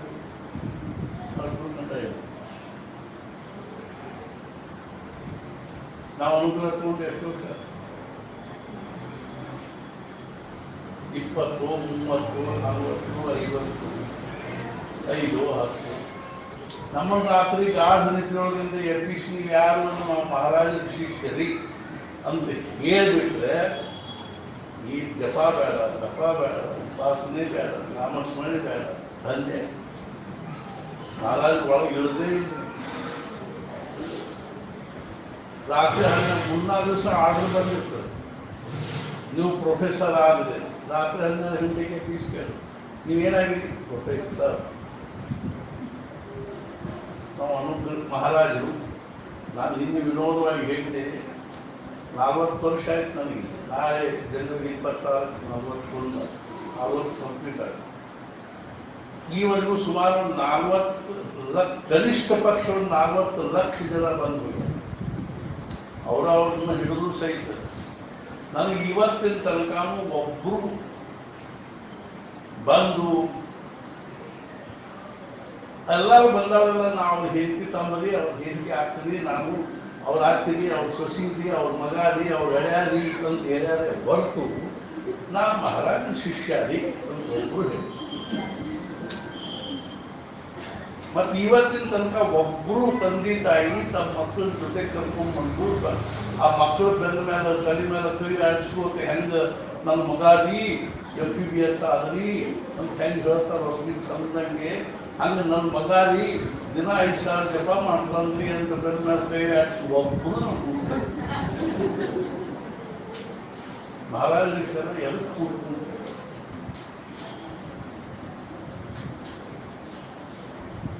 ಅಂದ್ರೆ ಇದರ ಅರ್ಥ ಏನು? ನಮಗೇನು ಭಗವಂತನ ಇರುವಿಕೆಯ ಅರಿವಿನ ಅನುಸಂಧಾನದ ಚಿಹ್ನ ಅಂದ್ರೆ ಏನು ಅಂದ್ರೆ ನಾನು. ಭಗವಂತನ ಇರುವಿಕೆಯ ಅರಿವಿನ ಅನುಸಂಧಾನದ ಚಿಹ್ನ ಭಗವಂತ ಇದ್ದಾನೆ. ನಮ್ಮ ಹೃದಯದೊಳಗಿದ್ದಾನ, ನಮ್ಮ ಮನೆಯೊಳಗಿದ್ದಾನ, ನಮ್ಮ ಪ್ರಪಂಚದೊಳಗಿದ್ದಾನ, ನಮ್ಮ ಕುಟುಂಬದಲ್ಲಿ ಇದ್ದಾನ. ಇರುವಿಕೆಯ ಅರಿವಿನ ಕಾನ್ಷಿಯಸ್ನೆಸ್, ಅವ ಇದ್ದಾನ ಅನ್ನೋ ಭಾವ. ಅನುಸಂಧಾನ, ರಿಪಿಟೇಷನ್, ಪುನಃ ಮನಸ್ಸಿನಾಗ ಕೊಡೋದು. ತಾಯಿ ಅಲ್ಲಿ ಸಣ್ಣ ಮಗುವನ್ನು ಕೊಡ್ತಿದ್ದ ಮನೆಗೆ ಶೆಟ್ಟಿ ಹೆಣ್ಮಗಳು ಅದು ಬಿತ್ತದಾಗ ಭಾಂಡಿ ಕೊಡ್ತಿರ್ತಾರೆ. ಮನೆ ತುಂಬ ಕಾದ್ಬಿಡ್ತ ಏನೋ ಕಾರ್ಯಕ್ರಮ ಇತ್ತು. ಕೂಸು ಎದ್ದು ಸಣ್ಣ ಅಳ್ತಿರ್ತದೆ.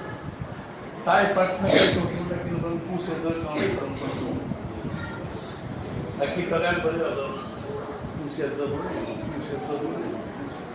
ಅದು ಸುತ್ತಮುತ್ತ ಬೇಕಾದಷ್ಟು ಮಂದಿ ಅಡ್ಡಾಡ್ತಾರೆ. ಒಬ್ಬರಿಗೂ ಆ ಕೂಸು ಎದ್ದನ್ನು ಮಾಡ್ಕೊಳ್ತಾರೆ.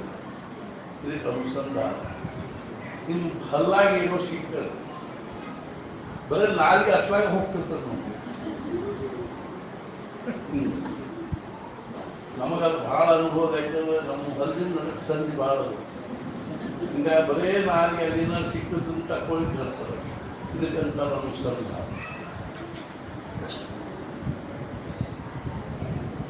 ಹೆಣ್ಮಕ್ಳು ಹಳ್ಳಿ ಒಳಗೆ ದೂರ ನೀರು ತರಲಿಕ್ಕೆ ಹೋಗ್ತಿರ್ತಾರೆ.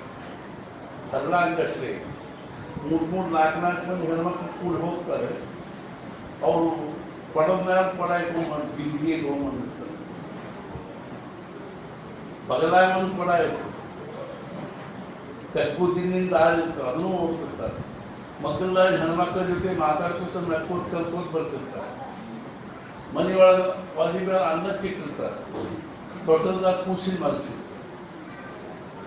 ಆ ಹೆಣ್ಮಗಳು ಆ ಜೊತೆ ಮಾತಾಡ್ಕೋತ ಇದು ತಲೆಯಾಗ ಹಾಕಿ ಬರೀ ಏನದ ಅಂದ್ರೆ ಕೂಸಿ ಎದ್ದವರು ಕೂಸಿ ಎದ್ದವರು. ಇದಕ್ಕೆ ಅನುಸಂಧಾನ.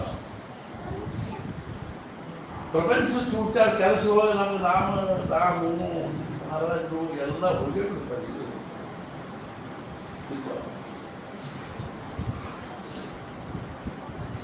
ಅರ್ಥಾತ್ ನಾ ಯಾಕೆ ಹೇಳಿಕತ್ತೀನಿ ಅಂದ್ರೆ ಭಗವಂತನ ನಮಗೇನಿಲ್ಲ ಅಂದ್ರೆ ಭಗವಂತ ಇದ್ದಾನಪ್ಪ ನಮ್ಮ ಪ್ರಪಂಚವನ್ನು. ಆಗ ನಮ್ಮ ಭಾರತೀಯ ಒಂದು ಬಹಳ ದೊಡ್ಡ ಸಂಸ್ಕೃತಿಯ ಒಂದು ಬಹಳ ದೊಡ್ಡ ವೈಶಿಷ್ಟ್ಯ ಅಂದ್ರೆ ಭಗವಂತನ ನಮ್ಮ ಪ್ರಪಂಚದೊಳಗಿನ ಸುಪ್ರೀಂ ಹೆಜ್ಜೆವಾದ. ಈ ಮನೆ ಶ್ರೀ ಮಹಾರಾಜರದಿರುತ್ತದೆ ಅಂತ ಚಾರ್ಸಿದ್ದವು. ಶ್ರೀ ಮಹಾರಾಜರೇ ಈ ಮನೆ ಯಜಮಾನ. ನಾವೆಲ್ಲರೂ ಶ್ರೀ ಮಹಾರಾಜರ ಕುಟುಂಬಿಯರು. ನಮ್ಮ ಸುಖ ದುಃಖಗಳೆಲ್ಲವೂ ಶ್ರೀ ಮಹಾರಾಜರ ಇಚ್ಛೆ. ನನ್ನ ಮನೆ ಕೋಟಿಗಟ್ಟಲೆ ಖರ್ಚು ಮಾಡಿ ಮನೆ ಕಟ್ಟಿಸಿದ್ರು. ಆ ಮನೆ ಒಳಗೆ ಒಂದು ದೇವರಿಗೆ ಆಗಿ ಒಂದು ಚಂದಂದಿದ್ದು ನಮಗೆ ಒಂದು ಪ್ಲೈವುಡ್ ಮೇಲೆ ಆ ದೇವರು ಕೂಸಿರ್ತಾರೆ, ಆ ದೇವರು ನಿಂತಿರ್ತಾರೆ. ಯಾವ ಭಗವಂತ ಅನುಗ್ರಹ.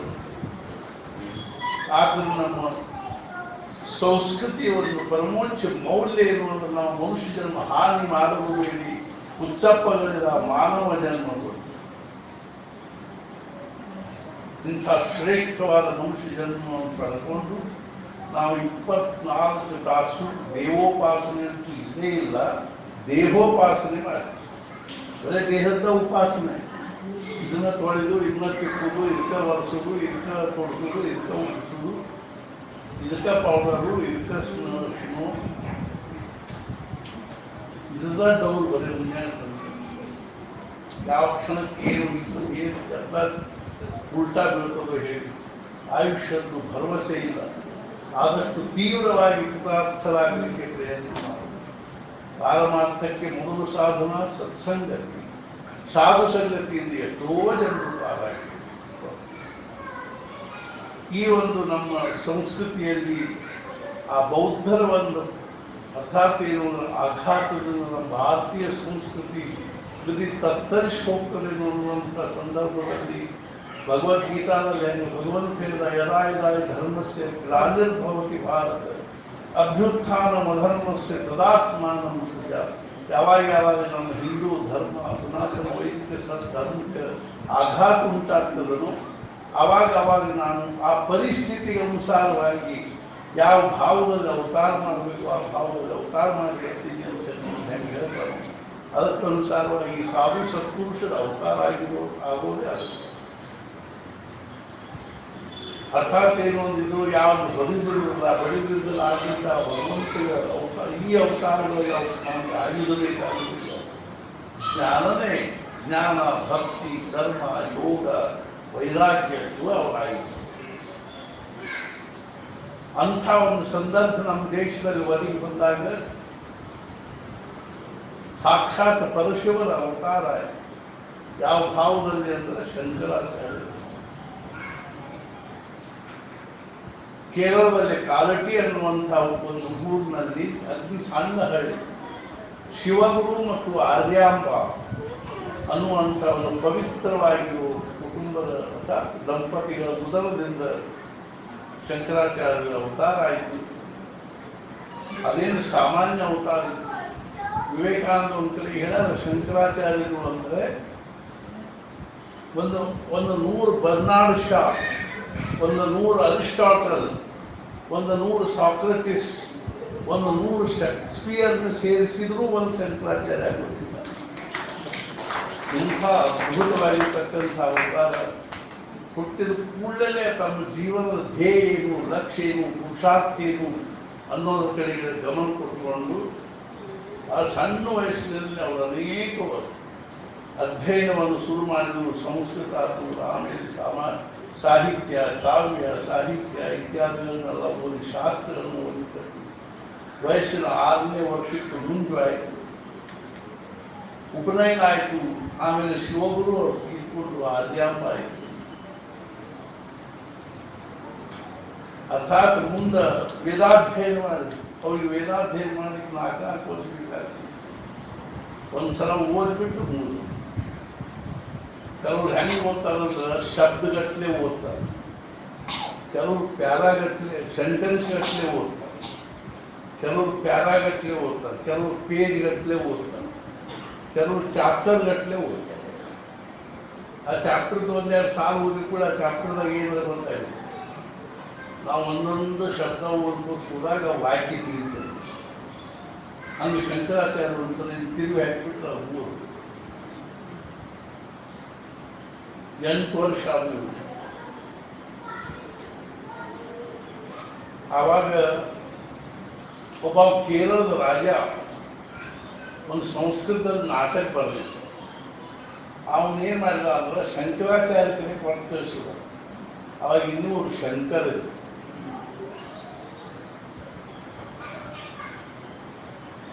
ಇದು ಹೆಂಗಾಗೈತೆ ನೋಡ್ರಿ ಅಂತ ಪಟ್ಟು ಕಳಿಸಿದ. ಅವನು ಭಾಳ ಚಲೋ ಆಗಿಲ್ಲ ಅಂತ. ಅವಾಗ ಅವ್ರು ಮತ್ತೊಂದು ಅವನಿಗೆ ವಿನಂತಿ ಪತ್ರ ಕಳಿಸಿ ಏನು ಅಂದ್ರೆ ತಾವು ಬಂದು ನಮ್ಮ ಅರ್ಥಾತ್ ಏನು ಅಂದ್ರೆ ಸಭಾ ದರ್ಬಾರದಲ್ಲಿ ನೀವು ಆಸ್ಥಾನ ವಿದ್ವಾನರಾಗಬೇಕು. ನಮ್ಮ ಆಸ್ಥಾನದಲ್ಲಿ ಆಸ್ಥಾನ ವಿದ್ವಾನ 8 ವರ್ಷಗಳು. ಅವಾಗ ಅವರು ಒಂದು ಶ್ಲೋಕ ಬರೆದು ಕಳಿಸ್ತಾರೆ. ಶೋಣಿ ಕೋಣ ಶತಾಂಶು ಪಾಲನ ಕಲ ದುರ್ವಾರ ಗರ್ವಾದ ಶುಭ್ಯ ಕ್ಷುದ್ರ ನರೇಂದ್ರ ಚಾಟುರಚನಾಂ ಧನ್ಯಾಮ್ನ ಮನ್ಯಾಮಹಿ ದೇವಂ ಸೇವಿತುಮೇವ ಸೂಚಿನು ಮಹಿನಿ ಯೋಸೌ ದಯಾಲು ಪುರ ಧಾನಾ ಮುಷ್ಟಿ ಮುಚೇ ಕುಚೇಲ ಮುನೈ ಧತ್ತೆ ಸ್ಮ ವಿತ್ತೇಶತ. ಶೋಣಿ ಕೋಣ, ಶೋಣಿ ಅಂದ್ರೆ ಭೂಮಿ, ಕೋಣ ಅಂದ್ರೆ ಯಾವುದೋ ಮೂಲಿ, ಅದರೊಳಗಿನ ಶತಾಂಶ ಅರ್ಥಾತ್ ಏನು ಅಂದ್ರೆ 1% ಪಾಲನ ಸಂರಕ್ಷಣೆ ಮಾಡುವ ಮಾತ್ರನೇ ಗರ್ಭಿಷ್ಠರಾಗಿರ್ತಕ್ಕಂಥ ಈ ರಾಜರ ಮುಂದೆ ನಾವು ಕೈ ಒಟ್ಟೋದನ್ನ ಧನ್ಯ ಅಂತ ತಿಳ್ಕೊಳ್ಳೋದು. ಧನ್ಯ ಅನ್ನ ಮನ್ಯ. ಶೋಣಿ ಕೋಣ ಶತಾಂಶು ಪಾಲನ ಖಲ ದುರ್ವಾರ ಗರ್ವಾದ ಶುಭ್ಯ ಕ್ಷುದ್ರ ನರೇಂದ್ರ ಚಾಟುರಚನ. ಶುದ್ಧರಾಗಿರ್ತಕ್ಕಂಥ ಈ ರಾಜರ ಮುಂದೆ ಕೈ ಒಟ್ಟೋದನ್ನು ನಾವು ಧನ್ಯ ಅಂತ. ನಾವೇನ್ ಮಾಡ್ಕೊಂಡು ಮಾಡಿ ದೇವಂ ಸೇವಿತು ನೀವು ಸೂಚಿರು ಮನೆ. ನಾವು ಆ ಭಗವಂತನ ಸೇವಿಸ್ಬೇಕಂತ ತಾವು ಏನಿಲ್ಲ ಅಂತ ಕೈ. ಯೋಸೌ ದಯಾಳು, ಅವ ಅತ್ಯಂತ ದಯಾಳು ಇದ್ದ. ಮತ್ತೇನ್ ಮಾಡಿದ? ಧಾನ ಮುಷ್ಟಿ ಮುಚೆ ಕುಚೇಲ ಮುನೈ ಧತ್ತೆ ಸ್ಮರಿತ್ತೆ. ಒಂದು ಮುಷ್ಟಿ ಅವಲಕ್ಕಿ ಕೊಟ್ಟಿರುವ ಸುಧಾಮನಿಗೆ ಕುಬೇರನಷ್ಟ ಐಶ್ವರ್ಯ ಕೊಡುವಂತ ಉದಾಹರಣೆಯಾಗಿರುವ ದಯಾಳುವಾಗಿರ್ತಕ್ಕಂಥ ಆ ಭಗವಂತನನ್ನು ಸೇವಿಸಬೇಕಂತ ಮಾಡಿವೆ ಹೊರತು ದರಿದ್ರರಾಗಿರ್ತಕ್ಕಂಥ ರಾಜರ ಮುಂದೆ ನಾವು ಕೈ ಹುಡುಕೊಂಡು ಧನ್ಯ ಅಂತ ನಾವು ನೋಡಲಿ. ಇವತ್ತು ಭಾರತದಲ್ಲಿ ಏನಾದರೂ ನಮ್ಮ ದಿವ್ಯ ಸಂಸ್ಕೃತಿ ಇವತ್ತು ಮತ್ತದೆಲ್ಲ ಏನಾಗ್ತತಿ, ಪಾಶ್ಚಾತ್ಯ ಸಂಸ್ಕೃತಿ, ಹುಡುಗಾಡಿ ವೈಜ್ಞಾನಿಕ ಸಂಸ್ಕೃತಿ ನಿಜವಾಗ್ಲೂ ನಮ್ಮ ಬ್ರೈನ್ ವಾಶ್ ಮಾಡಿರ್ತಾರೆ. ಎಷ್ಟು ನಾವು ಹೇಳಿಟ್ಟು ತಲೆ ಇಲ್ಲ. ಇವಾಗಿನ ಪರಿಸ್ಥಿತಿ ಹಂಗೆ Taylor's and barbers make man ಆಗಿ ಹಜಾರು ಮತ್ತು ಸಿಂಪಿಯಾದ ಮನುಷ್ಯನ ತಯಾರು ಮಾಡ್ತಾರೆ. ಅವ್ರು ಹೆಂಗೆ ಕಷ್ಟ ಮಾಡ್ತಾರೋ ಅದು ಫ್ಯಾಷನ್, ಅವ್ರು ಹೆಂಗೆ ಅರಿವಿ ಹೊರದು ಕೊಡ್ತಾರೋ ಅದು ಫ್ಯಾಷನ್. ಏನು ಅದ್ರ ಕಲ್ಪನಾಬಹುದು. ಅವು ಎಲ್ಲ ತುಂಡುಗಳು ಕೂಡಿಸಿ ಒಂದು ಲಂಗ ಹೊರದು ಕೊಡ್ತಾರೆ, ಇಟ್ಟುತ್ತದು ಅದು ಇನ್ನೊಂದು ತುಂಡು ಮುಂದೊಂದು ತುಂಡು, ಏನು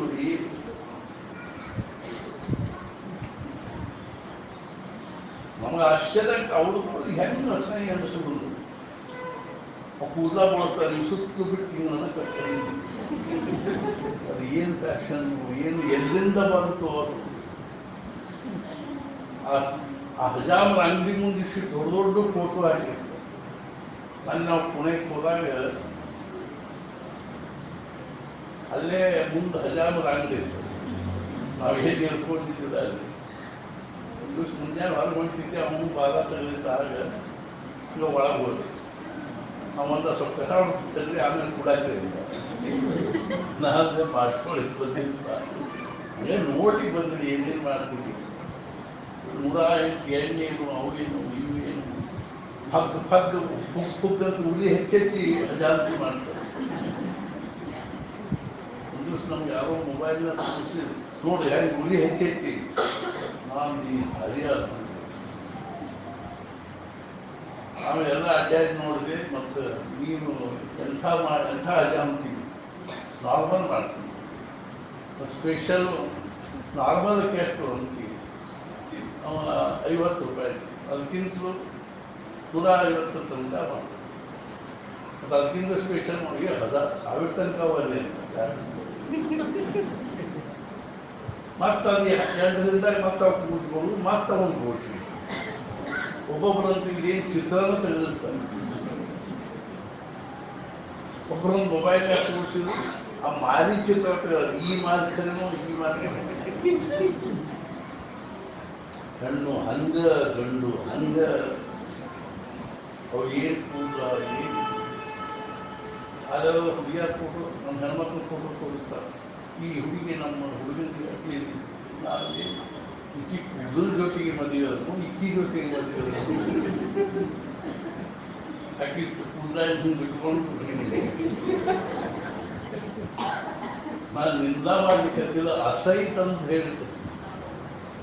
ನಮ್ಗೆ ಹೆಂಗೆ ಅದು ಇದು ಅನಿಸ್ತದೆ. ನಮ್ಮ ಸಂಸ್ಕೃತಿ ಏನು ನಮ್ಮ ಒಳ ಗ್ರಂಥನ ಇಲ್ಲ. ನಮಗನಿಸ್ಬೇಕು ನಾನು ಭಾರತೀಯ ಸಂಸ್ಕೃತಿಯ ಒಂದು ಆದರ್ಶ ಜೀವನ ಬಾಳ್ತೀನಿ ಅಂತ ನಮ್ಗೆ ಅನಿಸ್ತದೆ.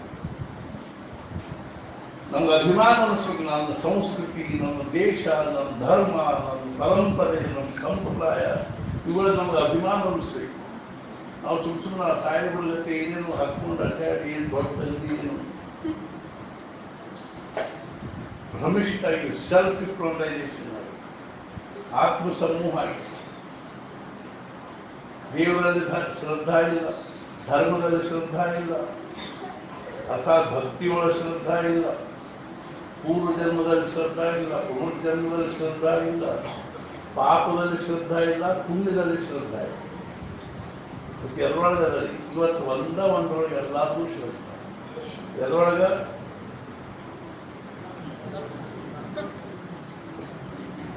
ಮನೆಯಲ್ಲಿ ಒಂದ್ ಕಡೆ ಹೋಗಿದ್ದು ಸ್ವಾಮಿಗಳು ಇದಕ್ಕೆ ರೀ ಅಂತಂದ್ರು. ಈಗ 2 ಕೈ ಹೇಳ್ತಾರೆ ಕಾಣುತ್ತೆ. ಅದೇ ಒಂದು ದುಡ್ಡಿನೊಳಗೆ ನಮ್ಗೆ ಎಲ್ಲ ನಮ್ದು ಕಾನ್ಸಂಟ್ರೇಷನ್. ಒಂದು ದುಡ್ಡು ಇದ್ದು ಬಿಟ್ರೆ ಸಾಕ್ರಿ ನಾವು ಸುಖಿ ಅಂತ. ಇವತ್ತಿನ ತನಕ ಯಾವ ಸುಖಿಯಾಗಿ ಎಲ್ಲ ತಲೆ ಗರಂ ಅದು. ಯಾರು ಬಂದು ನೋಡಿದ್ರೆ ಇಷ್ಟು ಸಣ್ಣ ಹುಡುಗರು ಬರ್ತಾರೆ ನಮ್ಮ ಕಡೆಗೆ. ನಮ್ಗಂತ ಅದವ್ರು ಬಹಳ ಟೆನ್ಷನ್ ಆಗಿದೆ. ಹುಡುಗರು ಇನ್ನೂ 10 ವರ್ಷನೂ ಆಗಿಲ್ಲ, ನಾನು ಟೆನ್ಷನ್ ಹಾಕುವಂತೇನು 10 ಶನಿ ಅಂತ 10 ಶನಿ ಗಂಟು ಬಿಡ್ತಾನೆ. ಒಂದು ಶನಿ ಗಂಟು ಬಿದ್ರೆ ಅವ್ನು 7.5 ತೀರ್ಥ 10 ಶನಿ ಗಂಟು ಬಿದ್ರೆ ಫುಲ್ಲ ಟೆನ್ಷನ್, ಎಲ್ಲ ಟೆನ್ಷನ್. ಒಬ್ರು ಬಂದಿರೋ ವೈನಿ ಬಂದಿದೆ ಇಲ್ರಿ, ಯಾಕೆ ಅಡ್ಮಿಟ್ ಆಗ್ಯಾರ. ಏನಾಗಿದ್ರಿ ನಮ್ಮ ಹುಡುಗನಿಗೆ, ನಮ್ಮ ಮಗನಿಗೆ ನರ್ಸರಿ ಒಳಗೆ LKG ಒಳಗೆ ಎಲ್ಲೆಲ್ಲೂ ಅಡ್ಮಿಷನ್ ಸಿಗುವಂತು ಅಂತ ಅಡ್ಮಿಟ್ ಆಗ್ಯಾರ.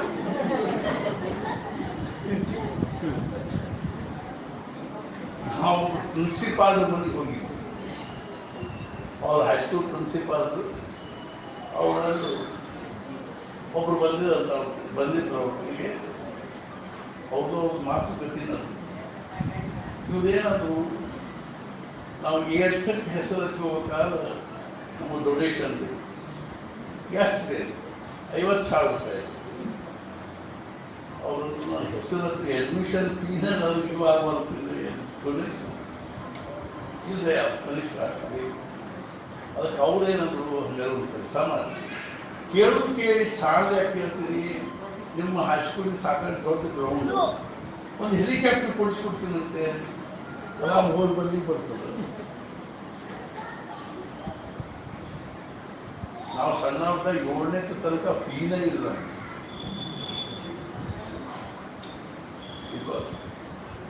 ಇಷ್ಟ್ಯಾಕೆ ಇವತ್ತು ಶಿಕ್ಷಣಕ್ಕೆ ಮಹತ್ವ ಬಂದದೆ ಅಂತ ಕೇಳ್ತಾರೆ.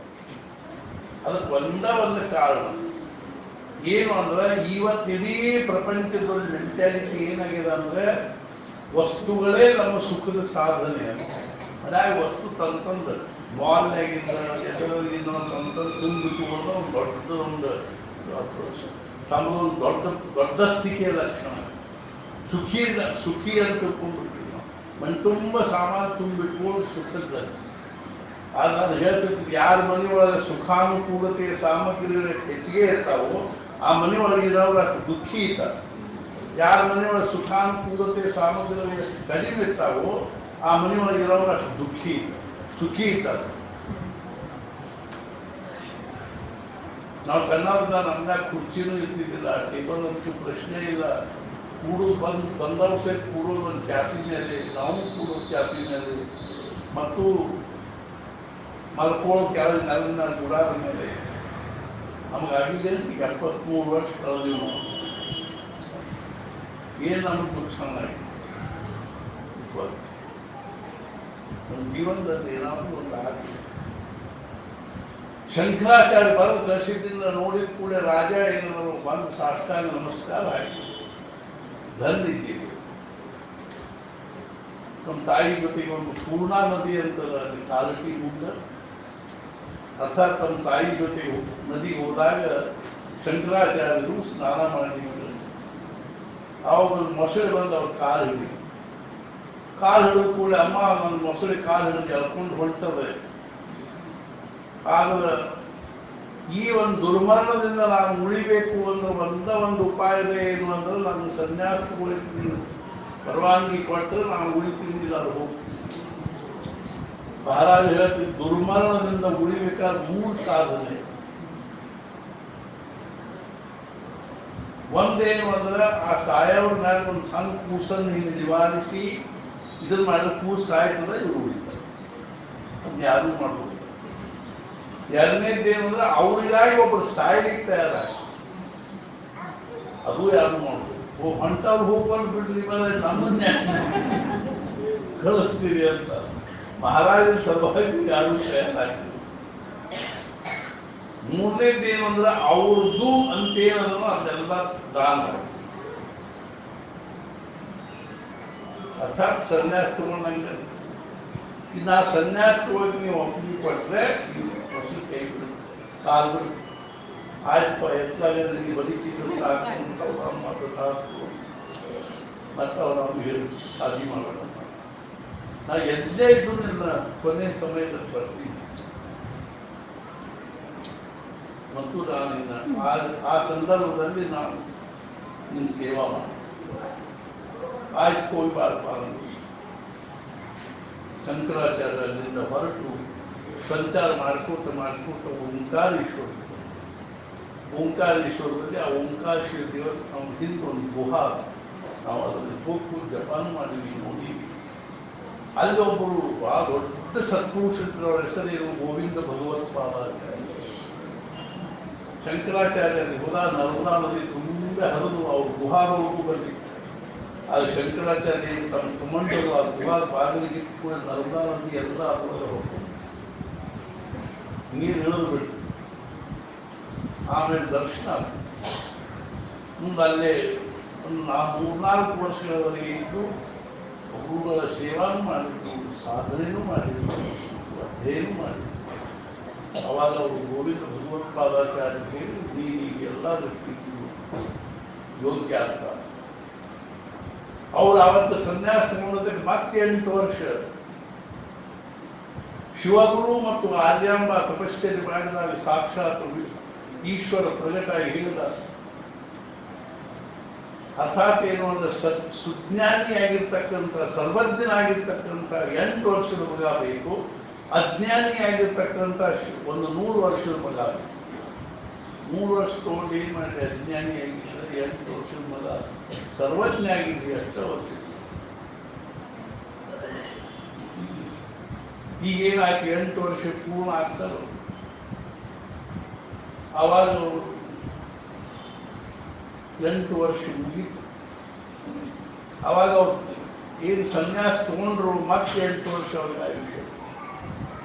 ಅವಾಗ ಗೋವಿಂದ ಭಗವತ್ಪಾದರ ಹತ್ರ ಹೋಗಿ ಅವಾಗ ಅವ್ರು ಹೇಳ್ತೀನಿ ಬದರಿಕಾಶ್ರಮಕ್ಕೆ ಹೋಗಿ ಅಲ್ಲಿ ಭಾಷ್ಯಗಳಿಂದ ಪ್ರಸ್ಥಾನತ್ರಯಗಳಿಗೆ ಬ್ರಹ್ಮಸೂತ್ರ, ಉಪನಿಷತ್ತು, ಬ್ರಹ್ಮಸೂತ್ರ ಮತ್ತು ಭಗವದ್ಗೀತಾ. ಆಮೇಲೆ ಅಲ್ಲಿ ಅವ್ರು ಕುತ್ಕೊಂಡು ಬರಲಿಕ್ಕತ್ತು ಅನ್ನೋ ಮುಂದಿನ ಒಂದು ಪ್ರಸಂಗವನ್ನು ನಾಳಿನ ಸಂದರ್ಭದಲ್ಲಿ ಹೀಗಾಗಿ ಇವತ್ತು ಮೊದಲನೇ ದಿವಸ ಅದಕ್ಕೊಂದು ಸಮಯ ಆಯಿತು. ಆದರೂ ಸಹಿತ ಆಯುಷ್ಯ ಹೆಂಗೆ ಕಳೀತದ ಅನ್ನೋದಕ್ಕೆ ಮಹತ್ವ. ಅರ್ಥಾತ್ ಏನು ಒಂದು ಸತ್ಸಂಗದಲ್ಲಿ ಸದ್ಗುರುಗಳ ಸಾನ್ನಿಧ್ಯದಲ್ಲಿ ಕಳೆದಿರೋ ಆಯುಷ್ಯ ಅಷ್ಟ ಜಮಾತರಿಗೆ, ಕಳೆದಿರೋ ಸಮಯವನ್ನು ಅಷ್ಟ ಜಮಾತರಿಗೆ. ಇನ್ನು ಹೋಗಿ ಮನ್ಯಾಗ ಹೋಗಿ ಏನು ಮಾಡ್ತಿಲ್ಲ ಅದೆಲ್ಲ ಖರ್ಚು ಜಮಾ ಮಾಡಂಗಿಲ್ಲ, ಪಕ್ಕ ಮಾಡಂಗಿಲ್ಲ, ಹೋಗಿ ಟಿವಿ ಮುಂದೆ ಕೂತ್ಬಿಡುದು, ಮೊಬೈಲ್ ಕೂತ್ಕೊಡುದು, ಅದೆಲ್ಲ ಖರ್ಚು. ಆದ್ರಿಂದ ಇವತ್ತು ಅನಿವಾರ್ಯವಾಗಿದೆ. ಯಾಕಂದ್ರೆ ವರ್ಷಕ್ಕ ಇಷ್ಟೋ ತನಕ ಇದು ಸತ್ಸಂಗ ಮತ್ತು ಸದ್ಗುರು ಸಾನ್ನಿಧ್ಯ ಸಿಕ್ಕು ನಮ್ದು ಇದು ಎಲ್ಲಾದ್ರೂ ಭಾಗ್ಯ ಅಂತ ತಿಳ್ಕೋಬೇಕು. ಜಗದ್ಗುರುಳಾಗಿರ್ತಕ್ಕಂಥ ಶಂಕರಾಚಾರ್ಯರವನ್ನು ಇಂಥ ದಿವ್ಯವಾದ ಸಂದರ್ಭದಲ್ಲಿ ನಾವೆಲ್ಲರೂ ಅವರ ಸಾನ್ನಿಧ್ಯದಲ್ಲಿ, ಮಹಾರಾಜರ ಸಾನ್ನಿಧ್ಯದಲ್ಲಿ ಇಷ್ಟೊತ್ತು ಇದ್ವಿ. ಇದ ಒಂದು ಭಾಗ್ಯದ. ನಾನು ಮಹಾರಾಜರಲ್ಲಿ ಶಂಕರಾಚಾರ್ಯರ ಅತ್ಯಂತ ಕಳಕಳಿಯಿಂದ ಪ್ರಾರ್ಥನೆ ಮಾಡೋದು ಏನು ಅಂದ್ರೆ ಮಹಾರಾಜರು ನಮಗೂ ನಿಮಗೂ ಎಲ್ಲರಿಗೂ ಆಯುಷ್ಯ ಆರೋಗ್ಯೇಶ್ವರವನ್ನು ಅನುಗ್ರಹಿಸಿ ಮುಖ್ಯವಾಗಿ ನಮಗೆಲ್ಲರಿಗೂ ಭಗವಂತನ ಭಕ್ತಿ, ಪ್ರೇಮ ಹಾಗೂ ಅನನ್ಯವಾದ ನಿಷ್ಠೆಯನ್ನು ಕೊಡಲಿ ಅಂತ ಹೇಳಿ ಸದ್ಗುರುನಾಥ ಮಹಾರಾಜ 15 ನಿಮಿಷದಲ್ಲಿ ಆರತಿ ನೈವೇದ್ಯ ಆರತಿ ಆಗ್ತದೆ. ಎಲ್ಲರಿಗೂ ಪ್ರಸಾದ ಆಗ್ತದೆ. ದಯವಿಟ್ಟು ಎಲ್ಲರೂ ಇರಬೇಕಾಗಿ ಸಮಾಧಾನದಿಂದ ಸಂಸ್ಕಾರ ಮಾಡುತ್ತದೆ, ಕೆಲಸ ಮಾಡಿದ್ರೆ ನೀವು ಇತ್ತಿತ್ತ ನೀವು ಮಾಡಂಗಿಲ್ಲ ನಮಗೆ ಅದು ಪೂರ್ಣ ಕಲ್ಪನಾ ಅದ. ನಿಮ್ಗೆ ಸಾಕಷ್ಟು ಅದು ರೂಢಿ ಆಗಿರ್ತದೆ ಈಗಾಗಲೇ. ಆದ್ದರಿಂದ ಎಲ್ಲರೂ ಇರ್ತ ಶಾಂತವಾಗಿ ತಗೊಂಡು ಆಮೇಲೆ ನಿಮ್ಮ ಸ್ಥಾನಮಾನಗಳಿಗೆ ಹೋಗಬೇಕಾಗಿ